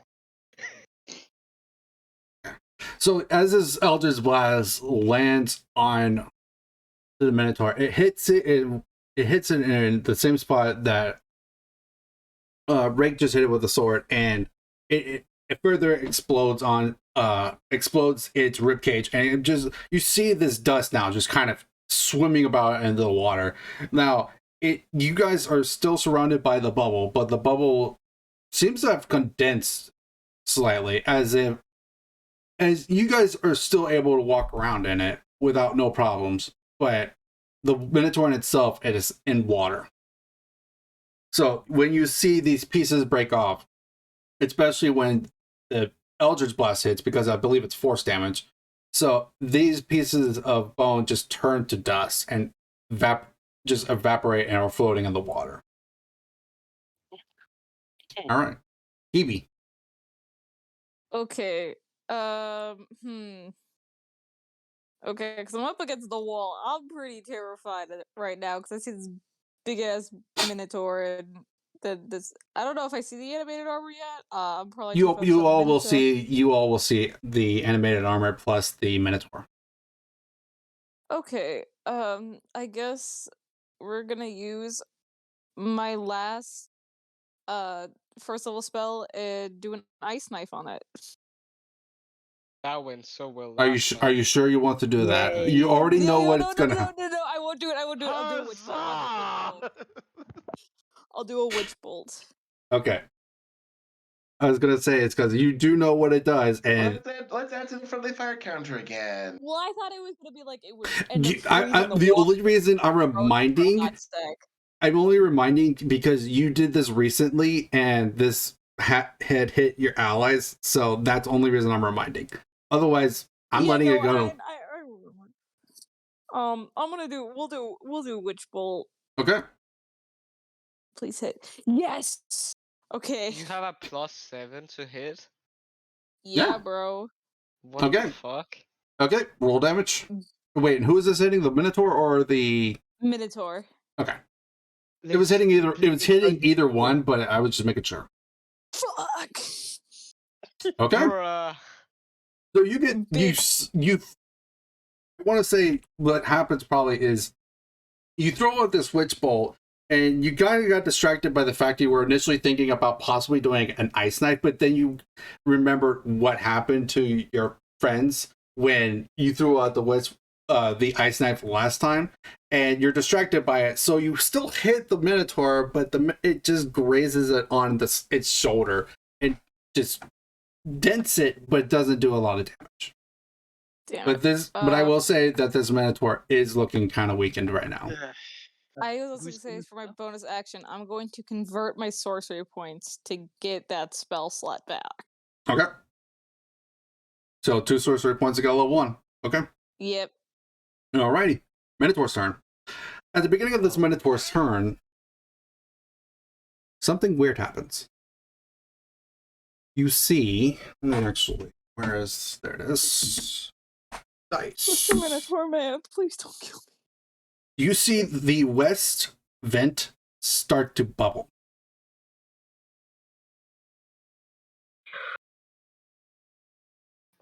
And it's starting to shake and rumble. I know what this is now. I told you you would. But I didn't tell you more. Okay. Anyways, so you see this vent rumbling and shaking, and you see the bubbling.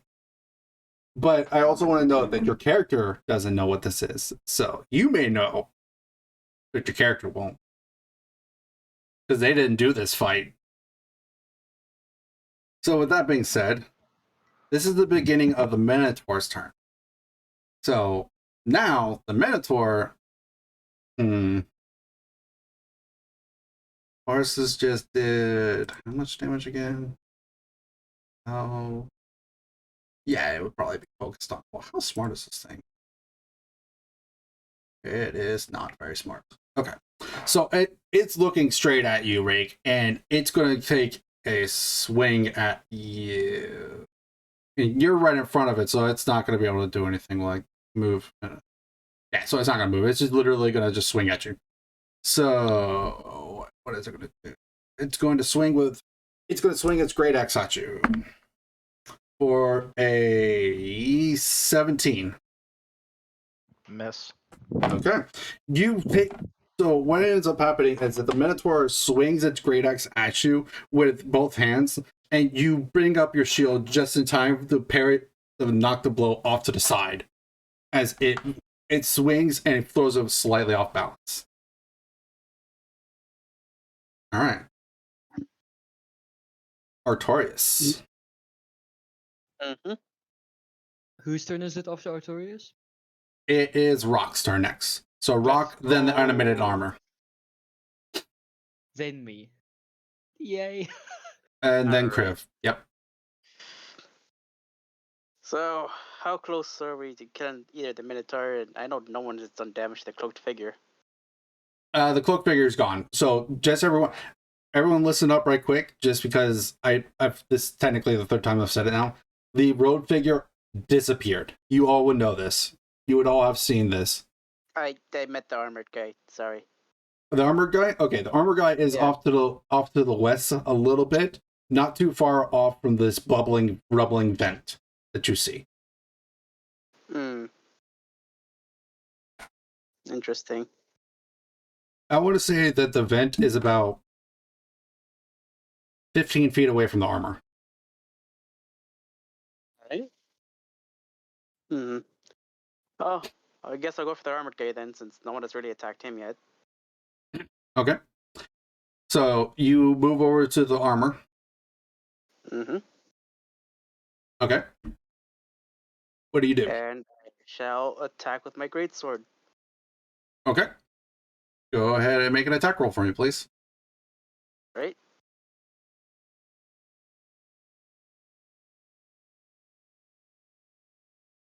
You gotta be fucking kidding me. Oh, no, wait, no. Here, 13. Is that enough? Yeah. Oh, thank God. Well, if this is this is the animated armor, right? Oh. Yes. Okay. That does not hit. You swing this, you take this great sword and swing it at this animated armor, and it doesn't dodge, but it hits its shoulder. This armor is a lot more solid than you thought it was initially. Oh, that's like good. As it just stands there, and then it just kind of shakily turns its head at look at you, and there are no eyes there. Oh no. Well, I mean, I obviously can't necessarily fear it, since honey badgers don't tend to have, fear for anything. Those guys will do the most dangerous stuff, I swear. All right. Was there anything else that you could do? Intent.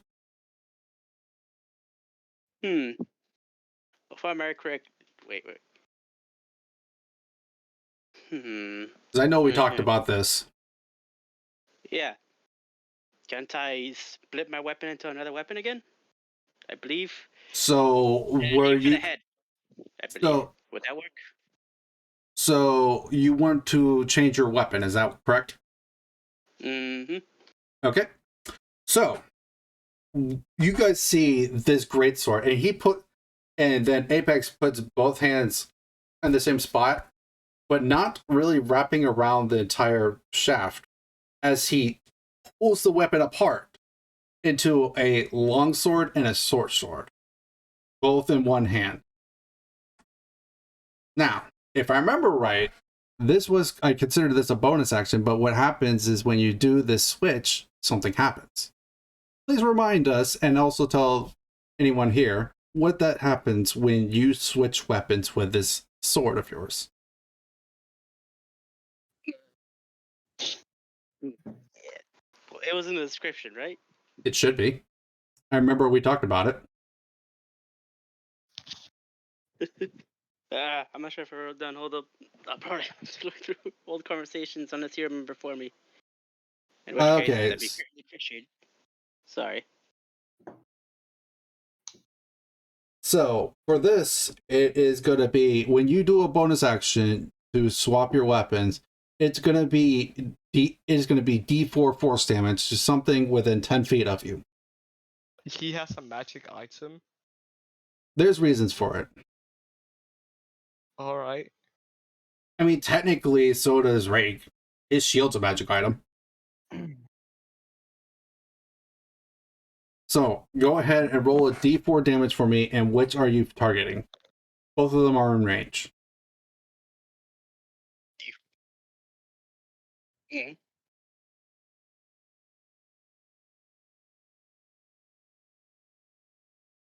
I got it too. Okay. Who's this going at? The armor or the Minotaur? The armor? The armor is literally right in front of me. To be fair, it does have range. That's why I asked. Yeah. Okay, so when you see this sword split in half, you see kind of like a small pulse come from the weapons, aimed directly at this animated armor, as it kind of just bashes it against and makes a small dent into this armor.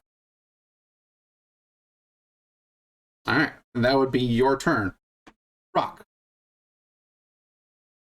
There is an animated armor, and there is a Minotaur, and then there is also the vent off to the west that is bubbling and shaking right now. I'll shake the vent. Shake the vent? Yeah. Okay. And then I'll use my bonus action as well after. Okay, what is your bonus action? I would like my elemental to attack the Minotaur. Okay. Let's see. Roll to hit for it. That one. Oh, you rolling that one? Oh, well, F. Well, you see this fire come out of it, and it seems that it hits the water before it even touches the Minotaur, and the flame just evaporates. That sucks.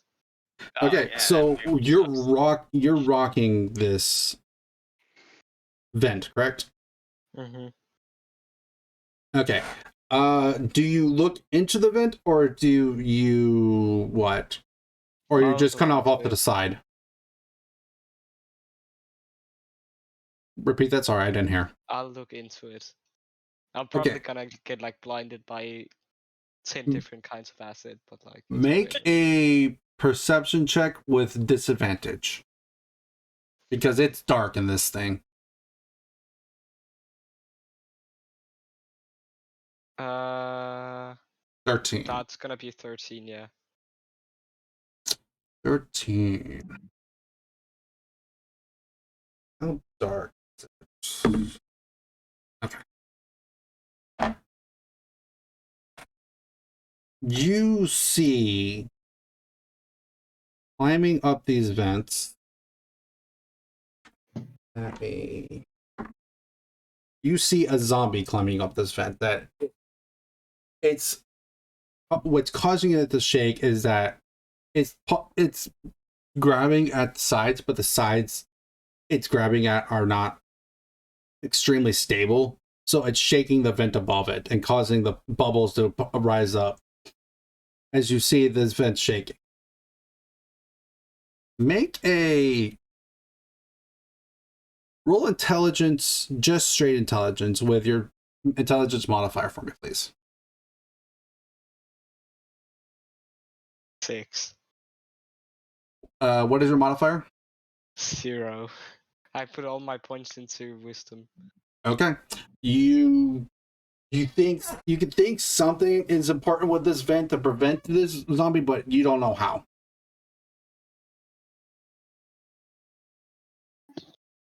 Fair enough. With that being said, at the beginning of the animated armor's turn,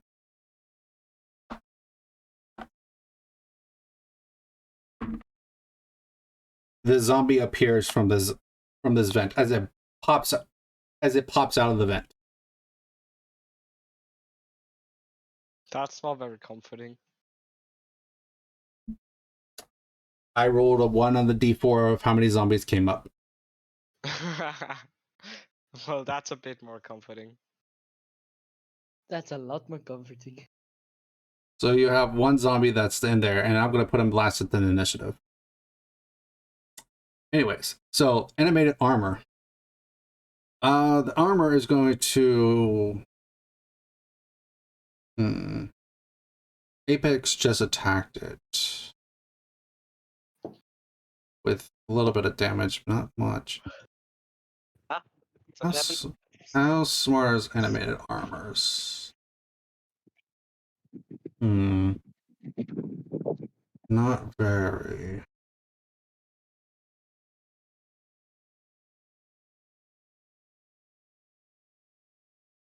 Okay. So, Pink, what was the DC on the shield again? I believe it was 14. Yeah, that's a failure. D4 damage, right? Correct. That would be 1 damage. Okay. 1 point of psychic damage.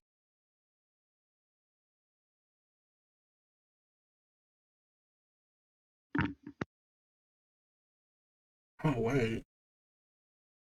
Oh, it just saw its immunities. Well, so you see this shield move away, like it's forcing itself. It's not even really forcing itself to really turn away from you. And when you see that it goes to attack him, it doesn't look like it's been bothered at all, as it's immune to psychic damage. The animated armor is going to take a swing at you, Artorias. What? I saw that coming. 11. Does 11 hit? No? Alright, and it actually can attack twice. So that is going to be a 23. Damn. For 7 bludgeoning damage.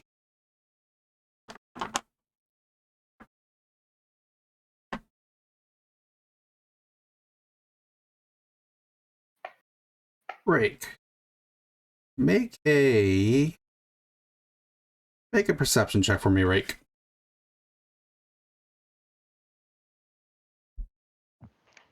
Another. Really? I can see today. Right? No, I swear you won't. I've seen the lights. Matura blesses my view. Anyways, so serious note. Sorry, my prayers just got to me like now. I know it's been a few weeks since the last session, but the nat 20s, all the nat 20s. So okay, so with that, just a heads up, the nat 20s will take about 1 or 2 business days in order to get to you, but they will get to you in due time. It's not like Amazon Prime where they get to you next day and within a minute after you order them at 11:59 p.m. Pink, in your head, you hear a voice.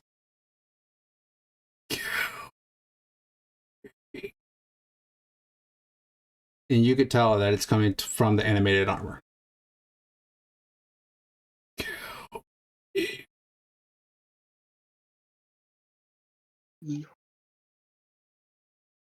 I mean, that's the intent and goal right now. I mean, don't know what else to. I don't know what else to think on that. I know, but I think what it's aware enough to know that you're attacking the Minotaur right now. That's what I'm getting at. Oh, gotcha. Okay. It wants you to kill it. Gotcha. With that being said, the animated armor's turn is done. Priv. Finally! Okay.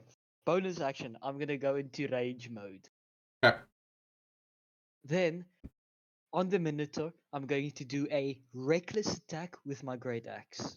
Okay. Go for it. How does reckless attack work again? You have advantage on your attack, meaning you get the roll twice. You take the highest result. Okay. 15, that hits, right? Yes, but you could still possibly roll a crit, so roll again.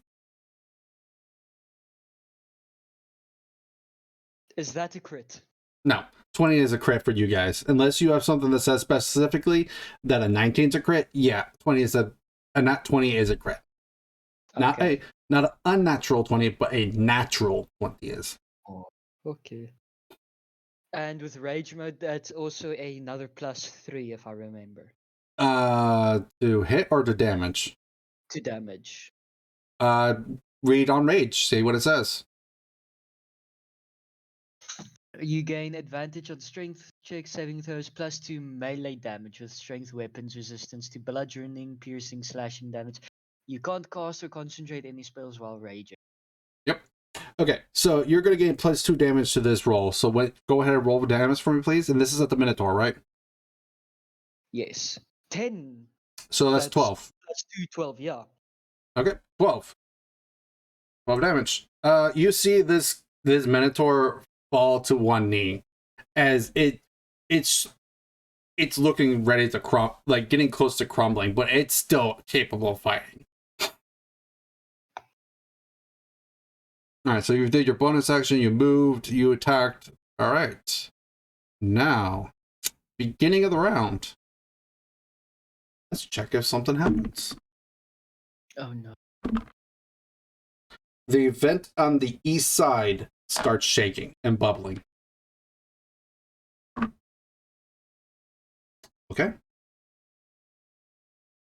I shout out that there's zombies coming up the vent.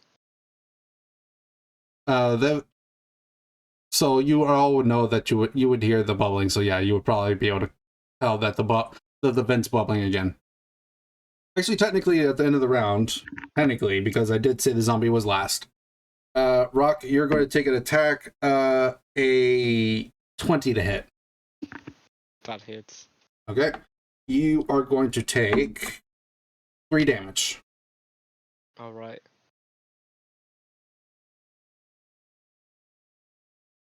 Okay. Now, back at the beginning of the next round. Boink.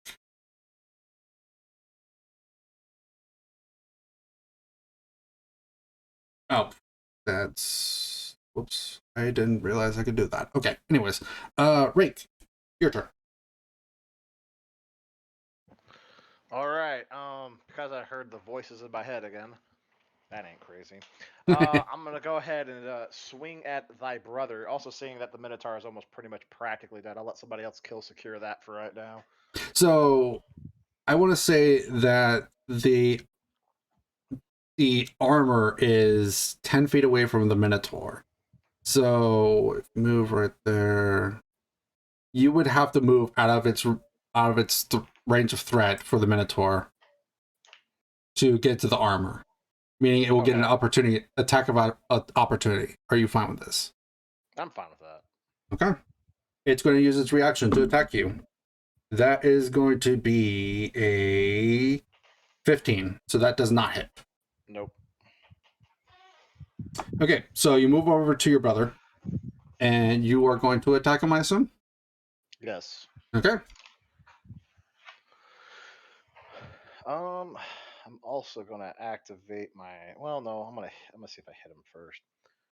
Yeah, when you do divine smites, you have to see if you hit first, because otherwise you don't use it. Right. So I'll go ahead and swing. Got a 16. All right. That actually is a miss, unfortunately. So you see the animated armor turn towards you, and he has his sword drawn as well as it clashes against your own sword. All right. Thinking. I'll just yell back to everybody. Just focus on killing the Minotaur, then help me out with this second. Okay. Alrighty then. Is that all you got? That's all I got. Okay. Arceus. I'm going to listen to him, and I'm going to cast Eldritch Blast at the Minotaur again. I'm going to try and see if I can get this guy down. Okay. 19. Hits. And 14. Max damage. Nice. All right, so you see this Eldritch Blast gets thrown into its skull, and it starts the skull starts cracking with heavy different lines across its face as the energy is starting to flow out of the skull, but it's still standing. All right, was there anything else you wanted to do? You see this vent off to the side that's bubbling and shaking. How close is it to me? 30 feet. Okay, and is there anyone else near a vent right now? A vent or that vent? That vent in particular, or any vent, just anyone nearby. Who can I see is near one? Rock is near the west vent. Okay, and that's it. Yes, that's it. Okay, so I'm gonna step back away from the vent, from my vent. So you're not actually at the vent. You're technically still more towards like the middle of the room right now. Right. But you're about 30 feet away from each vent. Yeah, I'm just gonna make sure that I am centered away from every vent because I am squishy. I am frail. Okay. Okay, so you're just staying where you are then. Yes, sir. Okay. Making sure I am not going anywhere. Phoebe. Okay. Well, I really don't have to do anything because I casted a witch bolt on the Minotaur, which I can use my action to then reactivate it automatically, and it just takes 1d12 damage. So I Phoebe, roll. before you make, well, okay, that's fine. So Oh, no, that's okay. What did you want me to do? I want you to make an intelligence check. Intelligence check. Okay. Okay, we're decent at intelligence. Yeah. Okay, so with the vent bubbling, you saw that Rox was shaking the other vent, but the zombies still came through. You think if someone stands on top of the vent, the zombies won't be able to get through. The vents aren't very big, so they can't fit hands and stuff like that between them. So it's just enough to get your fingers in between them. But if someone stands on the vent, nothing will be able to get through. Okay, I guess that I'll use my action to go and stand on the vent. Just remove. That's just your movement, not your action. Okay, well, I already used my action anyways to reactivate the spell, so the Minotaur takes another 4 lightning damage. Okay. And then I just run over and lay on the vent. I'm gonna lay on top of it to cover it as much as possible. Okay. You lay on top of the vent. Good thing that you did that, because at the beginning of the Minotaur's turn, the vent tries to open, but nothing happens. As they fail their attempt, the zombies that were in there fall down. There were 4 zombies coming up from that vent. Good thing you did that. That's a stupid thing to do, but they're zombies, so understandable. Well, the thing is that the zombies can't get their mouths or really grab at the person that stands open, because the holes are small enough to get fingers through, but that's it. Yeah, makes sense to the vent. So, with that being said, the Minotaur, let's see, you just smacked it pretty hard, Riv, so... Okay, so but it's still taunted. Yeah, I know. So that is only an 8. So D4 damage. Okay. Wait. 2 damage. No, not that much. 3. Okay. So you see this Minotaur is looking like it's going to shatter any second. It is weak, but it takes one last desperate swing. Excuse me, at Rake, because it failed to save. I'm gonna say if it fails to save, it can't attack anything else. So if in case, actually go ahead and put that pink onto your character thing. If it's not there, if it fails to save. I was kind of assuming that's what happened with the Just in case, put it in there for me, just in case. Okay, I will. So it's going to attack you. That's a 21 to hit. I mean, that connects. Okay. To be fair, I remember yours was pretty high, so. Yeah. Okay. You take 18 damage. As this great axe just slams into your back. And it makes, as the, I don't want to say it's sundering your armor, but it vibrates against your armor just in such a way that it causes a massive damage on your body as it bruises. Jesus. I mean, ouch. That hurts. That hurts. Stop it. Stop it. I mean, 2d12 plus 4 slashing damage, so. Mom, why? The worst part was that one of them was at max damage too. See, everybody wants to talk about me getting these crazy rolls with 20s, okay? This is the backlash, okay? Most my health. Now, that would have been a crit. That would have been death. Anyways, Reg with that was being said, the Minotaur is done. Apex, your turn. Jesus Christ. Well, I'll attack the armor again. Sure, why not? Yep. It's nearby. I can't remember his name. Fuck. Well, I'll try and attack it near him. You know, just to get it closer to him. Pink? Yeah, to get it near Pink. You know, Pink's literally right next to it. I'm already clashed. I have an axe in my back, and I literally have the other guy clashed with a sword with right now. Yeah, and I'm near the armor as well, so I might as well attack it, help you out, you know? I mean, I did ask for you to take. Alright, go ahead and attack. I did ask for you to take out the Minotaur, though. Isn't it already dead? No, it's still alive. Oh, well then, I'll definitely aim for the Minotaur then, since it's nearby. You got an axe on your back, so... Okay, you're moving away from it because the Minotaur is 10 feet, so... So, do you want to move over to the Minotaur, or are you want to stand next to armor? And then you can... right, I'm gonna move to the Minotaur. Okay, the armor is going to make an opportunity attack against you. Yeah. That is going to miss because that's a 4. Plus... Oh my god. Plus 4, which is 8, so no, that's not hitting. Better lucky than good. Yeah. If he actually hit, I would probably take. I will say the animated armors do not hit near as hard as the Minotaur does. Oh, thank God. They do 1d6 damage. The Minotaur with its great axe can do 2d12. There's a reason why it's a challenge rating of 2. Makes sense. Okay, so what you got for this Minotaur? I am going to try and use my longsword that I'm currently have wielded, on my right hand, to aim for that cracked skull. So you're going to take a swing at the Minotaur. Okay, go ahead.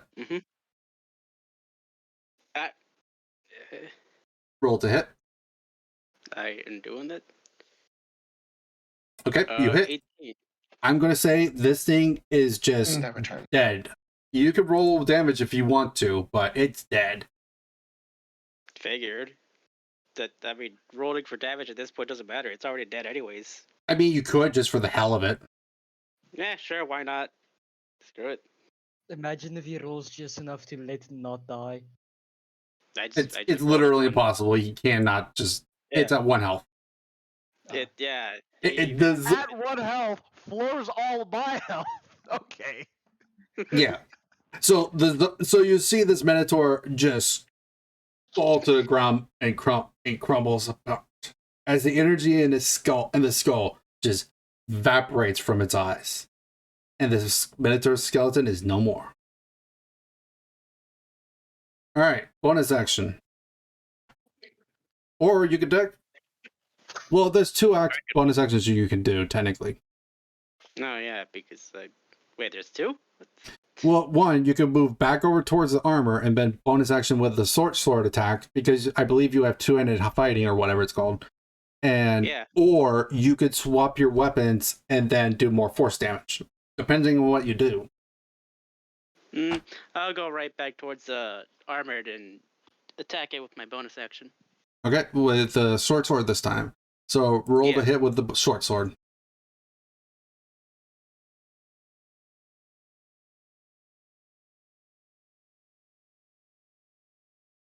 That hits.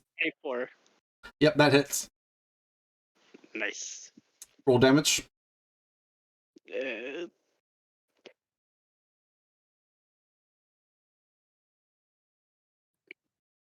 Okay. 5 damage. Nice. All right, so you make a solid purchase into this armor as you pierce the sword into the back of this animated armor, and it just leaves a large dent, cut/dent into this armor. I don't know what a puncture wound. That's what I was thinking. That's the word. This puncture into the back of its armor. All right, beginning of the animated... No, wait, excuse me. I skipped Rock. Apologies, Rock. All right, so Rock, you have a zombie in front of you, and then you have the animated armor off to the about 15 feet from you.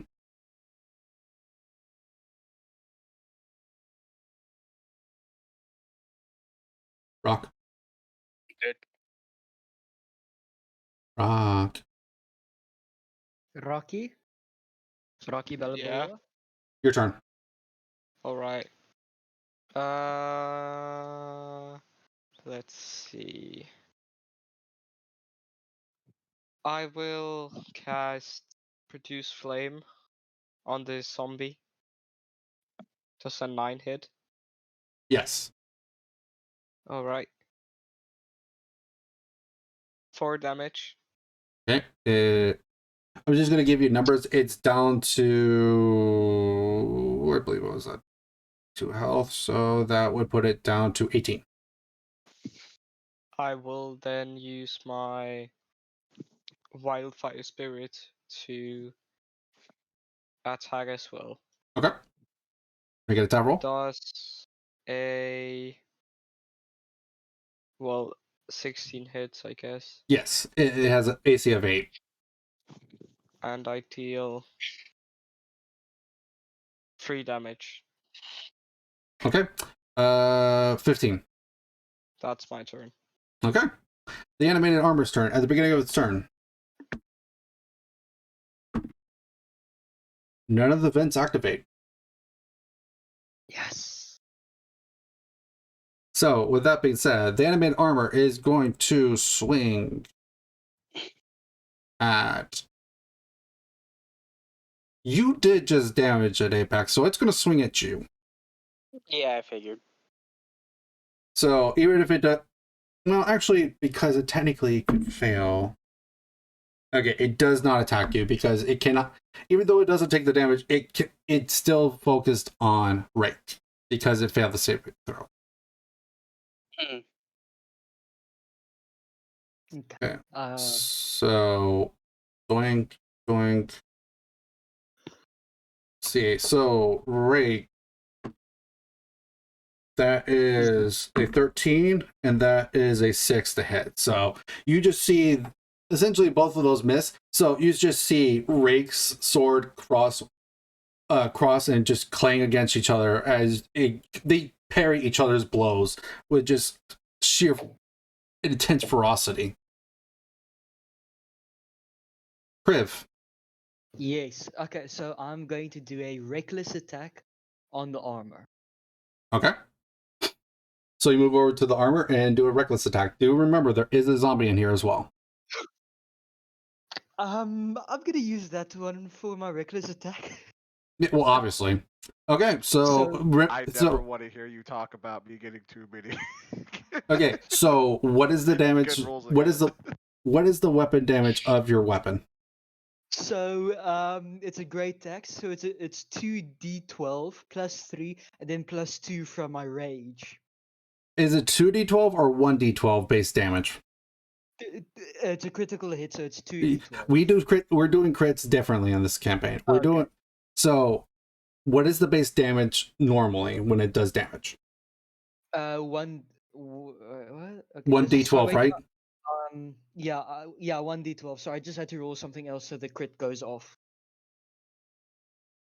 Okay, so with the d12 is maximized to 12, and then your bonus normally is 3. Yeah, so that's 15 plus 2 additional damage from my rage. Okay, so 15, that's 17 damage. Now roll a d12 again for me. Do not add modifier, just roll a d12.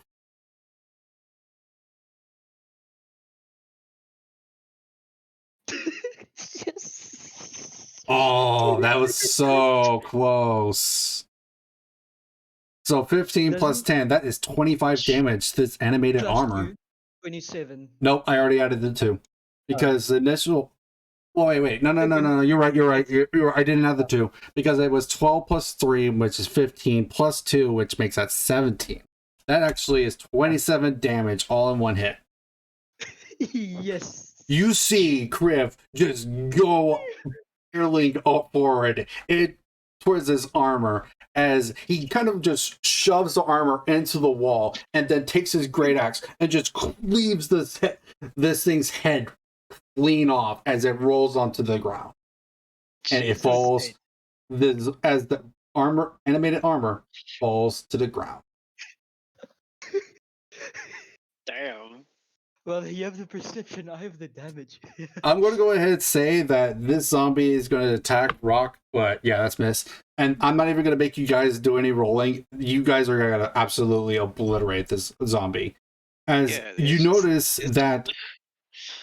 you wait a little while, and you don't see any more of the vents light up. And that, my friends, is the end of the combat. Well done. That was awesome. To literally finish the combat on 27 damage points in one turn. That is how we're going to roll crits, by the way. So everyone pay attention to that information, okay? That is important. Is that the first crit of the session? First damage crit, yes. We're going to forget, though. I'm not going to lie. Oh, yeah, I'll remind you. Don't worry. But... You know, I just realized this entire session, I've been like Lion-O from Thundercats. Because with all the perception, just like, give me sight beyond sight, just the entire time. What am I with the damage I did? Okay, let me roll a few dice right quick. These need to see. Oh, okay. Sure. So you guys, by the way, you guys all hear this. There's no questioning you hear this. You hear a giant explosion of just fire behind you. And you know it's Sarvati. Sorry, I'm back. I had to quit for a hot sec, but I'm here. You're good. But yeah, you hear massive explosions behind you. You kind of feel the temple rumble, but not enough to be dangerous. But you hear and just explosions of fire behind you. As you see Sarvati walk back into this room unscathed. The session is brought to us by Terry Crews. Not wrong. But yeah, so you see Sarvati just walk in calmly. Not even winded or anything. Where'd all the zombies go? Can I step off the grate now? Yes. Yes, Okay, you would your character would know that after waiting a while that the grates are not moving anymore. Okay. It's like step off and join the party. If you hurt me one more time, what I did to the armor is gonna happen to you. No. I'm so into this armor. I'm not gonna. All of you join back. All of you here in your head. You will pay, but I don't have any money. Hey, what's this thing darn mean?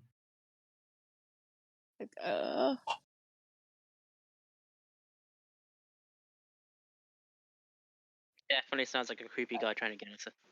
I never should have left. I should have stayed at home. Do you even have a home, maybe? And with that, he just has a very grim look on his face. Sarvati walks back over to y'all. She notices immediately Rake, and she's going to cast Cure Wounds on.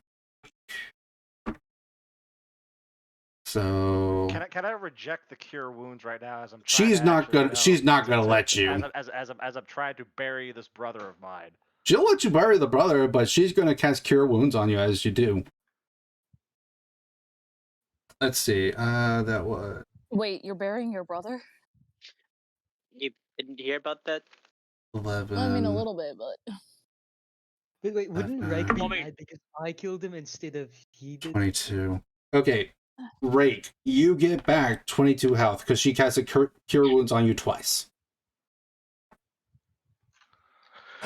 Oh, I'm back to full again. Oh my god, that feels great. That feels wonderful. She as she's doing this though, You're literally the only one that took damage. She sees. That's true. That is true. She sees the armor and she sees the symbol on them, and as she's curing you, she just has a mournful look on her face, and she just says that only you can hear this. I'm sorry. I'm just gonna rub salt in the wind and I'm gonna walk up to Pink and say, "Hey, that was amazing. The chop that I did was amazing, eh?" Got off its head and everything, yeah. Yeah, that was So- fine. Took that out for me. Thanks. No, Yes. no worries, was a- friend. Where Next was time you can be the next target next time. Yeah. Fair. Oh, okay. I'm gonna make a retcon real quick. The note is actually not seen by you, Kriv. It was seen by Barsis. Wasn't I the one that rolled for the perception? Yeah, I accidentally mixed my notes up. That was on me. That was a misreading, and it was supposed to be Barsis that saw it. So I'm confused. Wait, it was what did I see? it was a DM mistake, effectively. There is in the so the note that you saw was supposed to be Barsis, but there's gonna be. I'm still gonna say that there was a piece of paper that you did see though there, Kriv. Okay. It was just for the sake of ease to give you a reason why you reached forward. But the note that you saw is no longer there. However, Barsis, you see a book on top of the altar near the scythe, and you all notice this. The field of force is no longer there. The scythe Grab the book. and the scythe emanates power. You can all feel this power just of radiant vibrance being given off. Someone else is gonna have to touch that. I will make a grab for the scythe. The scythe rejects you. Can I? It doesn't hurt you, but it rejects you. Can I go for the Can I- book? No. Only Barsis sees the book. Only Barsis. Oh, okay. In that Okay. case, somebody else and then is- after I The book I'll is be able to the notice. book is right next to the scythe. It's not at. It's like there's a scythe, and then right in front of it is this small book. Does so Kriv I see will- the scythe? I will go for the scythe, but then noticing I can't, I will pick up the book. Okay. Do you open the book? Yes. Okay. On the very first page, you see a note. And it's written in very elegant cursive with not necessarily a bit of flair, but there's definitely a show of very well done penmanship. And this note says, "Seek me out, and I shall answer." And it's only tagged V.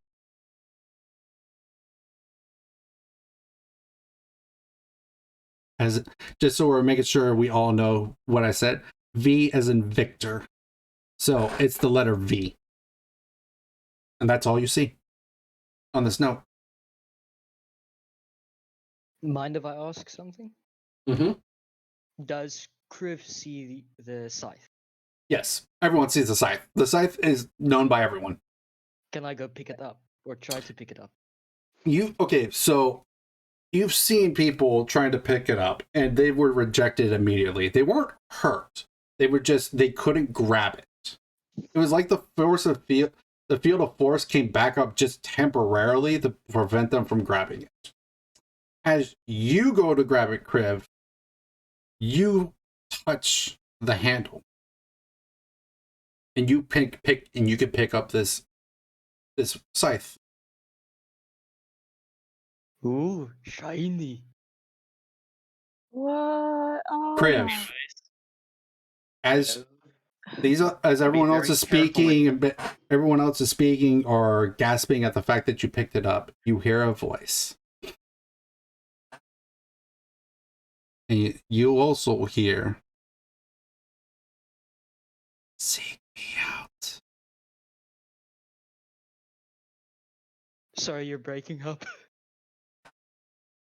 The voice that you hear when you pick up this weapon and it drowns out everything around you, it says, "Seek me out." I'm going to say it out loud just in case it didn't, but it was essentially a whisper that said, "Seek me out."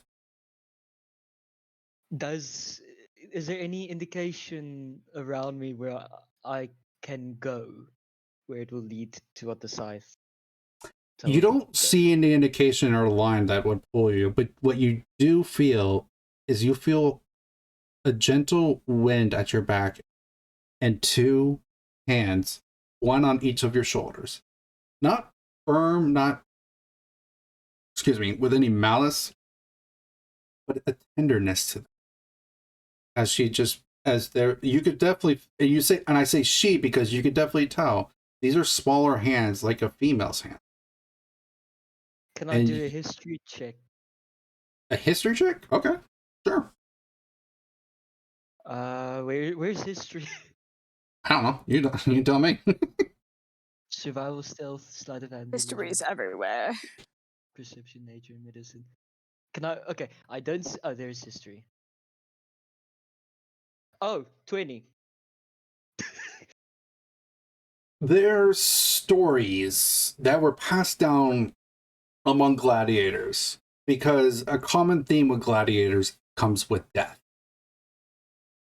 You have heard of a weapon that was personally blessed by one of the goddesses, like specifically Beatrice, that has the power of life and death on it. And it's a exceedingly beautiful weapon. This weapon is that weapon. Okay. And I'm not even going to make you identify it. Priv, I want you to add, let me see if I can pull it up real quick. What? Moon scythe. Nope. Not Moon Scythe.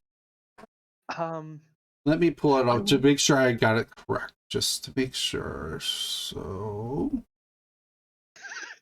I believe. I'm looking around at Hebe, then at Hebe was smirking.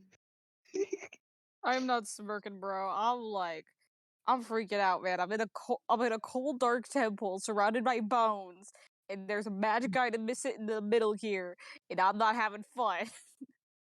And there's an 8 feet tall dragonborn gladiator carrying a scythe that has the power of life. Oh yeah, and 2 people want to kill me. You and Pink. What? Priv. Don't know if Hey, let me get the record straight here. It's not that I'm trying to kill you, okay? I'm just You trying just to want take to out kill my everything. wraith. No. It's, I just see things as unnatural, and it has to be purged. There's a difference. Priv. Bruh, So that's so if we ever have a basically- conversation Priv. between that, I will win that I will win that argument if your character brings up the fact that my character is supposedly unnatural, because I will win that conversation. Alright, stop. Yes, Priv. Dean. Add. Yes. What you add? I will tag you right quick for this. Okay. But add this weapon. You have the scythe, Ada's touch. You know, Hebe, unfortunately, you also would be fighting up against a very, very dumb person. That's true too. I don't. So the weapon is, I'm treating it as a great axe because there are no scythes in D&D for some reason. So I'm treating it as a great axe for the purposes of weapons. How do I add it? You would search and you would go to inventory and then search up that by going to manage inventory and then pull up that item specifically, and it should show up. Inventory, then wait. An inventory, and then while you're on, then manage inventory, which is off to the right of the search items and names, and then search that name. And I will tell you right now that that item, let me pull it back up, is D12 damage with a reach of 5. I might actually added something to it, maybe, depending. But for now, it's going to be reach of 5.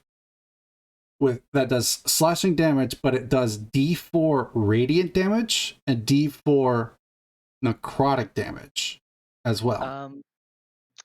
I don't. It's okay. So add items. I believe you have to tune to the item. I believe, or maybe not. Ada's touch, no results found. It should be there. Here, let me go to your character and I'll do it. Okay. If you don't have homebrew content allowed turned on, that might be why. Yeah, probably. So manage data. Yeah, I don't see it. I don't see Okay, it. let So me you just. probably have. Okay, so make sure that you note down that you have that weapon then, and add it to your Uh, character. Make sure you change your character to allow homebrew items. I can quickly do that if you want me to. Yeah, go ahead and start doing that. But you now have Ada's touch. Okay. Another thing I wanted to ask: the hands on my shoulder, and the wind. Does that do? Can I follow that wind? As soon as you try to turn around, the wind and hands are gone. Okay. Congratulations, you finally felt the touch of a woman. I snarl and intimidate the person who said that. If he said it in person, Dude, you if he said it in game, Did you say it in game? dude, I couldn't even tell that something was touching you, so I wouldn't know. yeah, exactly. Fair. Yeah, Yeah. no, only you saw this, or not even saw it, but you felt it. You're the only one that felt this, and no one else could see this. But could they As I- see how I was looking around in that? Yeah, Oh, they wait, could have. They could see yeah. that you were trying to look around, but they wouldn't know But, why.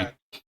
How would I even know that that goddess or something was touching your back? You know, but shit. That just Mhm. I'm simply making the wrong. joke. That sounds so wrong. Okay, It does. let's get back on No. track. Okay. Even if you Carry on. tried to intimidate me, So, it wouldn't work. with that being said, you pick up the weapon. You are the only one that can wield it because you saw everyone else try to pick it up, and there was nothing. I walk to Pink and say, "Touch this." Bro. No. Meanwhile, I Dude, very would it better? DM. No. What's DM, up? I quickly just stashed the book away. Okay. Okay. It's probably I best. do want to say for now that the book you have, Barsis, looked like it was completely empty other than that note. You got a Still gonna- journal. Still gonna But stash it away. I want to say that this journal, and make sure you put it on your inventory, put unknown journal. And on this, and when you pick this book up, you didn't see it before, but when you pick up this leather-bound tome, the pages were lined with light hints of silver if you look really closely. And on the very front is the letter V with a scythe down the middle. Oh. Okay, so we got like this fancy cool scythe, and we're in this crazy temple. Can we leave now? It's probably I best think to Phoebe. search the place before leaving. Kiwi, Oh god. I still there's one would time wait to for live. now. make a Arcana check. Arcana check. the- Okay. On what is she making a Arcana check? I won't tell you. That one, baby. You see nothing. Yeah, exactly what I want to get out of here, man. Can I So, make an Arcana check? I still say we search the place first before we're leaving. who No. else is magic based? This is specifically for people with magic. I It'd am. be yeah. That would be me as So well. anyone that has actual ability to cast spells, so even technically Pink could do this. I want an Arcana check from you if you want to. You do not have to. All right, let's not see how one. bad this is for me. -2. 16. There we go. I got a 13. I don't know how I rolled better than the person who has. Anyways. Bro, you know what? It's okay. I'm gonna She's put scared by it the up to being sight. scared. So, She's trying Barsis, you would probably be the first to see this, other than maybe Sarvati. Hold on. Yeah, you'd definitely be other than Sarvati, you would be the first to notice this. And maybe you notice it because you see Sarvati and she is still kind of with Pink, like she's just trying to pay respects to the person that Rake has served alongside with. And you see from the court, and you see that she glances over to where the bones were, and then her face doesn't really light up, but it kind of gives off a small surprise. And you see this now, Barsis, and you look over, and just from the corner of your eye rake, you see this because you're busy borrowing your brother, or burying, you know what I meant to say. Anyways, you all see the ones that have succeeded, so this would be Barsis, Rake, and Sarvati. You all see the bones turn into piles and piles of gold. Oh, how interesting. Lucky you guys. The thing is though, does anyone say anything about it? Yes. The ones that made to myself for now.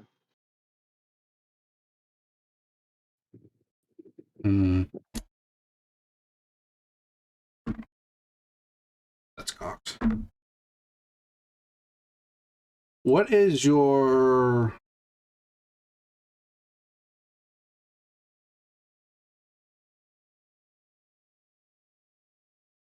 make a deception check for me, Barsis?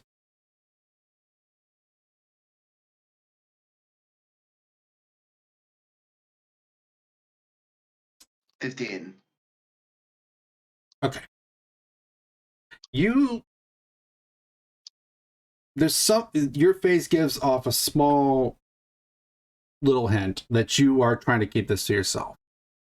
And you can see from from your side view that Sarvati's giving a small glare. And then Sarvati turns to the group. Everyone, I would like you to please pay attention to the bones, as they are not actually bones anymore. They are gold coins. What? And when she says that, if everyone was going to look at these bones now, does everyone look? Yes. Yeah. Sure. Okay. When you look, the bones actually change into gold coins. What? The bones were an illusion that once someone brought it to attention, the illusion vanished. What? There is well over 1,000 gold here. And you wanted to leave. Well, I'm sorry. I'm terrified. So I'm now going to bring up a point. So I'm going to now bring up a thing for all of you. Do you want to do a group fund, or do you want to just each individually get a share? Or do you want to each individually get a share and do a group fund as well? We'll go along with whatever the group decides. One at a time. So Artorias. Do you want to do a group fund? Do you want to split individually, or do you want to split individually and do a group fund? I'd suggest individually and a group fund. Okay, one for group fund and individual. Arsis. I will go along with the group consensus. Okay, Hebe. I would say we do both individual and a small pot for the group. Okay, was there anyone else voting for that? Just so we're aware, because one more vote for that will make it unanimous. I vote for that because that is the smartest thing to do. Okay. And also the most democratic thing to do. Okay, so everyone will get a small portion of this, and then there will be a group fund. You all will nominate one person to hold onto this group fund for you guys. You may decide whatever method you want, but my suggestion is someone that you think is reliable with money, that won't spend it on just frivolous things. Now, as far as how much gold there is, I'm going to roll some dice real quick. So you guys go ahead and discuss. Okay. So, who's okay? Are we DM? Am I allowed to ask what type of living conditions? Like, there's the wealthy. There's like whoever. Like, if you stay at a town, then you have to spend a certain amount of points. I think the one who has the lowest should have the money. So the person with the least amount of money? No, like I don't know what it's called, but there's a certain trait that Like like there's the poor, there's common, there's I'm doing not okay, and then wealthy at the okay. starting when we do I see get our what you're saying. goals. Okay. So instead, I'm not good. That I don't want to metagame too much because that makes it not near as fun, honestly. So I Well, want you guys to think of your characters. Think like your characters would. What character would you choose to hold on to the money based on what Hebe your or interactions together? Hebe can Okay. probably. I'd say I trust Hebe. Yeah, same. Even though she did friendly fire me a few times, but now I have the power I'm of life. sorry. When I get to higher level, I'll learn I- at least a few healing spells. I vote nay against Hebe, but we all know why. Of course. I just point this side at you and just like go like make the tip of the south go near your nose. Is it bad that I'd say I actually would vote for Rock? Because right now I haven't gotten much of his character, but the little that I have, he seems like very level-headed, and so I feel like he makes smart decisions with money. 2 for Hebe, 1 for Rock. Mm-hmm. Yeah, I'll vote Rock as well. Okay, 2 for Hebe and 2 for Oh wow, Rock. you actually agree with me for once? Wow. Oh wow. Well, it's not it's not in a Bosnian. Oh, now we have a thing, so, tiebreaker. Artorias? Artorias, you gotta break the tie. It's Rock or Shit. me. I saw this coming. I would like to stay neutral. I do not like making choices. You can't be Okay. Switzerland in this situation. Too bad. Barsus? Well, Barsis voted for me. You voted for me. Okay. I voted for Rock. Oh, Rock? Rock. Yeah. What's your own vote? Yeah. Do you vote for yourself? Right. I don't really have a preference, to be honest. So I see you're also a neutral guy. Yeah. No neutral. I mean, Well, I'm more chaotic neutral, but You I do stay have to neutral remember nonetheless. there actually technically is one other person with you, not including Rapid Song right now because I don't want to speak for her. Oh, sovereignty. I can definitely say. Hmm? I can definitely say Rapid Song is not the Oh, person yeah. I trust with this. I mean, I guess she Well, I would be wasn't saying. trustworthy Well, I because wasn't she's- saying for the sense of trusting her. It's more along the lines of a vote. So Oh yeah, it's sovereignty. What is her? I'm sorry. What is the current votes on between who? it's 2 for Hebe, 2-2. 2 for Rock. Hmm. And 2 undecided. Yeah, I mean, it's not like I really know who to choose. I don't really tend to trust much. Let me look over my notes real quick because already knows more than you think. What? What does she know our past? Bro. No, there's some. No. Like There's a your- specific. like a- There's a specific note about her, more along the lines. Because it helped. It. I meant to say is more like there's a specific trait to her, like how she is in general. Where's So, my? like- There it is. Okay, wait, I'm confused. So just a question about Ada's touch. Uh-huh. So it's 1d12 damage, Uh-huh. plus 3 on that, and then plus 1d4 radiant damage, and also 1d4.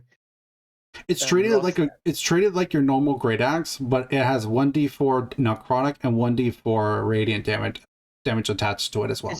Is there like a durability that I have to worry about with the thing? A what ability? A durability. Durability. Oh no. Okay. I I figured. found my It new. sounds like a I magic found my item. new.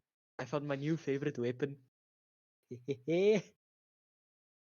I already basically have one weapon that's my favorite weapon, so I don't have to worry about it. Wait, y'all have weapons? So you hear Sarvatus speak up. I think Hebe should have the money. Fellow Bosnian, I see. It's more. There's more to it than just Racist. that. Racist. Rock- Is it because woman? Rock is. Question mark? I do want to say Yes, that and sexist. Racist and sexist, and I'm not backing down from this. Are you saying that in character, or are you saying that as just yourself? That was out of character. Well, I'm talking to I Pink. could say that in character too, but I'll leave it to you if you do. I mean, No, I was just joking. I'm pretty sure half the team is already what Bosmia, so that kind of So, raises me. Sarvati will go to explain. I believe that both Rock and Hebe are equally trustworthy. And honestly, if I had to choose one, I'm choosing Hebe only because I know a fellow knowledge seeker when I see it. But I also want to say that you can trade off duty between you two because I trust both of you. So it's still a tie. I want to say what you could do is instead of being a tie, you could do trade-off days where Hebe holds it one day and Rock controls it the next. Nah, wouldn't work. No, wouldn't work. We gotta keep one person. We will straight up just wouldn't work. Well, I believe we gotta that have is a good idea. Let's just spin the wheel. Wait, okay, so actually no, I want Rock and Hebe to both roll a d20. Just straight d20, no bonus modifiers, anything.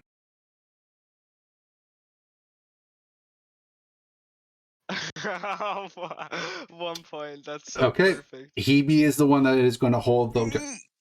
Let's. Okay, so with that being with that. Yeah, wow. Anyways, so I want everyone to add 70 gold to your inventory. 15 when Hebe, I want you, Hebe, to make a note in your notes on your character sheet that you are carrying 4,200 gold for the group fund. Jesus. 420 gold? No, 4,200. 4,200 gold. Okay. How much gold did we each get? 70. I woke up to Hebe and asked, I don't know what this I rolled 4d20 to see what exactly I rolled, and I rolled pretty high. So you guys got pretty lucky with that. So, DM, can I walk up to Hebe and ask what the Ada's touch does, like magically? What? Okay, so your character probably wouldn't know what it does, but you as a player would know what it does. Yeah. But just for like story. Okay, so Hebe, what do you do? My guess would probably be I do both an Arcana and an Insight check. Okay, not even just saying what kind of checks would you make. What does your character do in general? Like, explain to me. He's just kind of like giving me this weapon. It's like how to figure out what it is, and I mean she'd be hesitant for like 2 seconds, but then I would take it and I would set it down and I would kind of inspect it a bit. So I want to go ahead right quick. You keep in mind your description, but when you pick up the weapon, nothing happens. Before, when you all try someone to go for it, something would stop you. But now that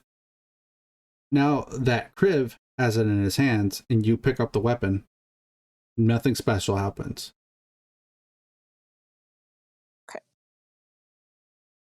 I also make one note that it does look like it dims down a little bit.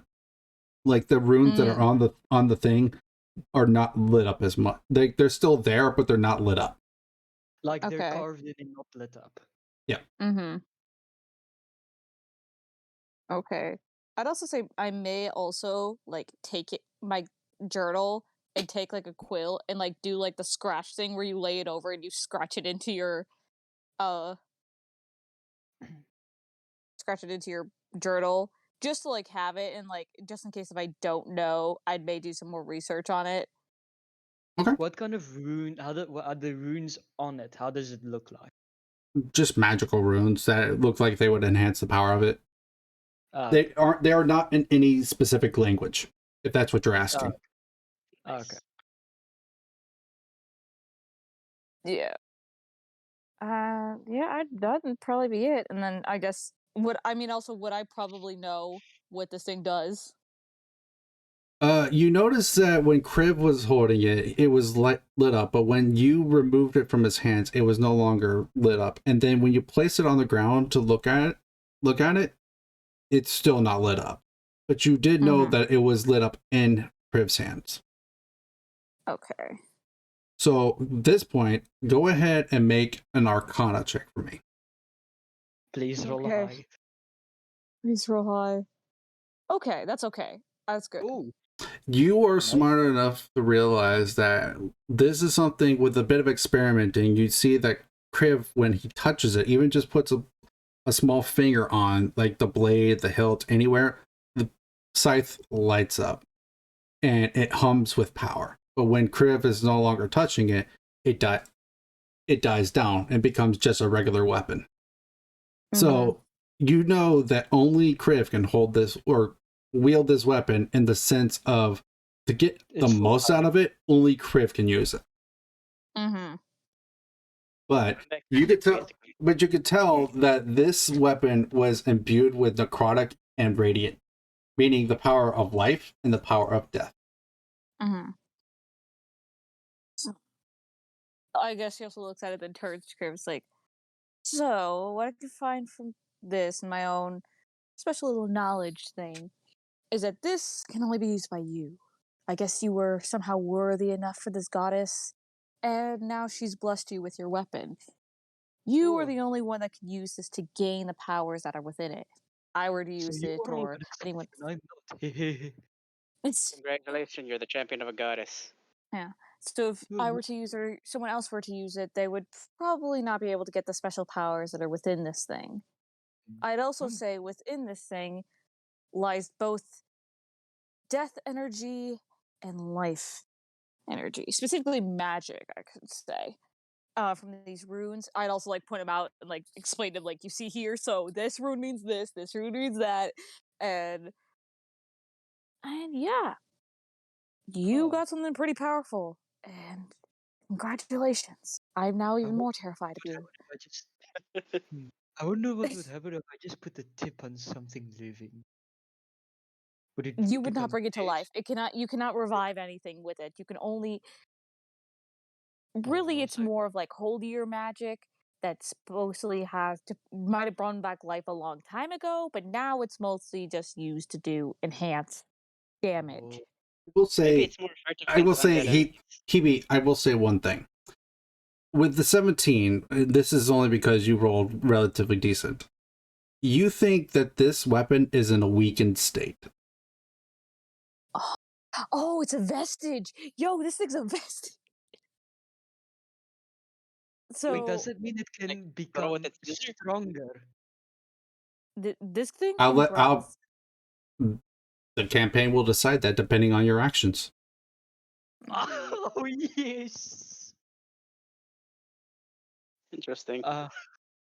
Yeah, I could probably. Yeah, so I guess I'd also explain to you, like, this thing is weakened. Maybe something that I know of called a vestige. It may actually grow over time depending on your actions, and more if you please the goddess. Probably, it may grow and become even more powerful.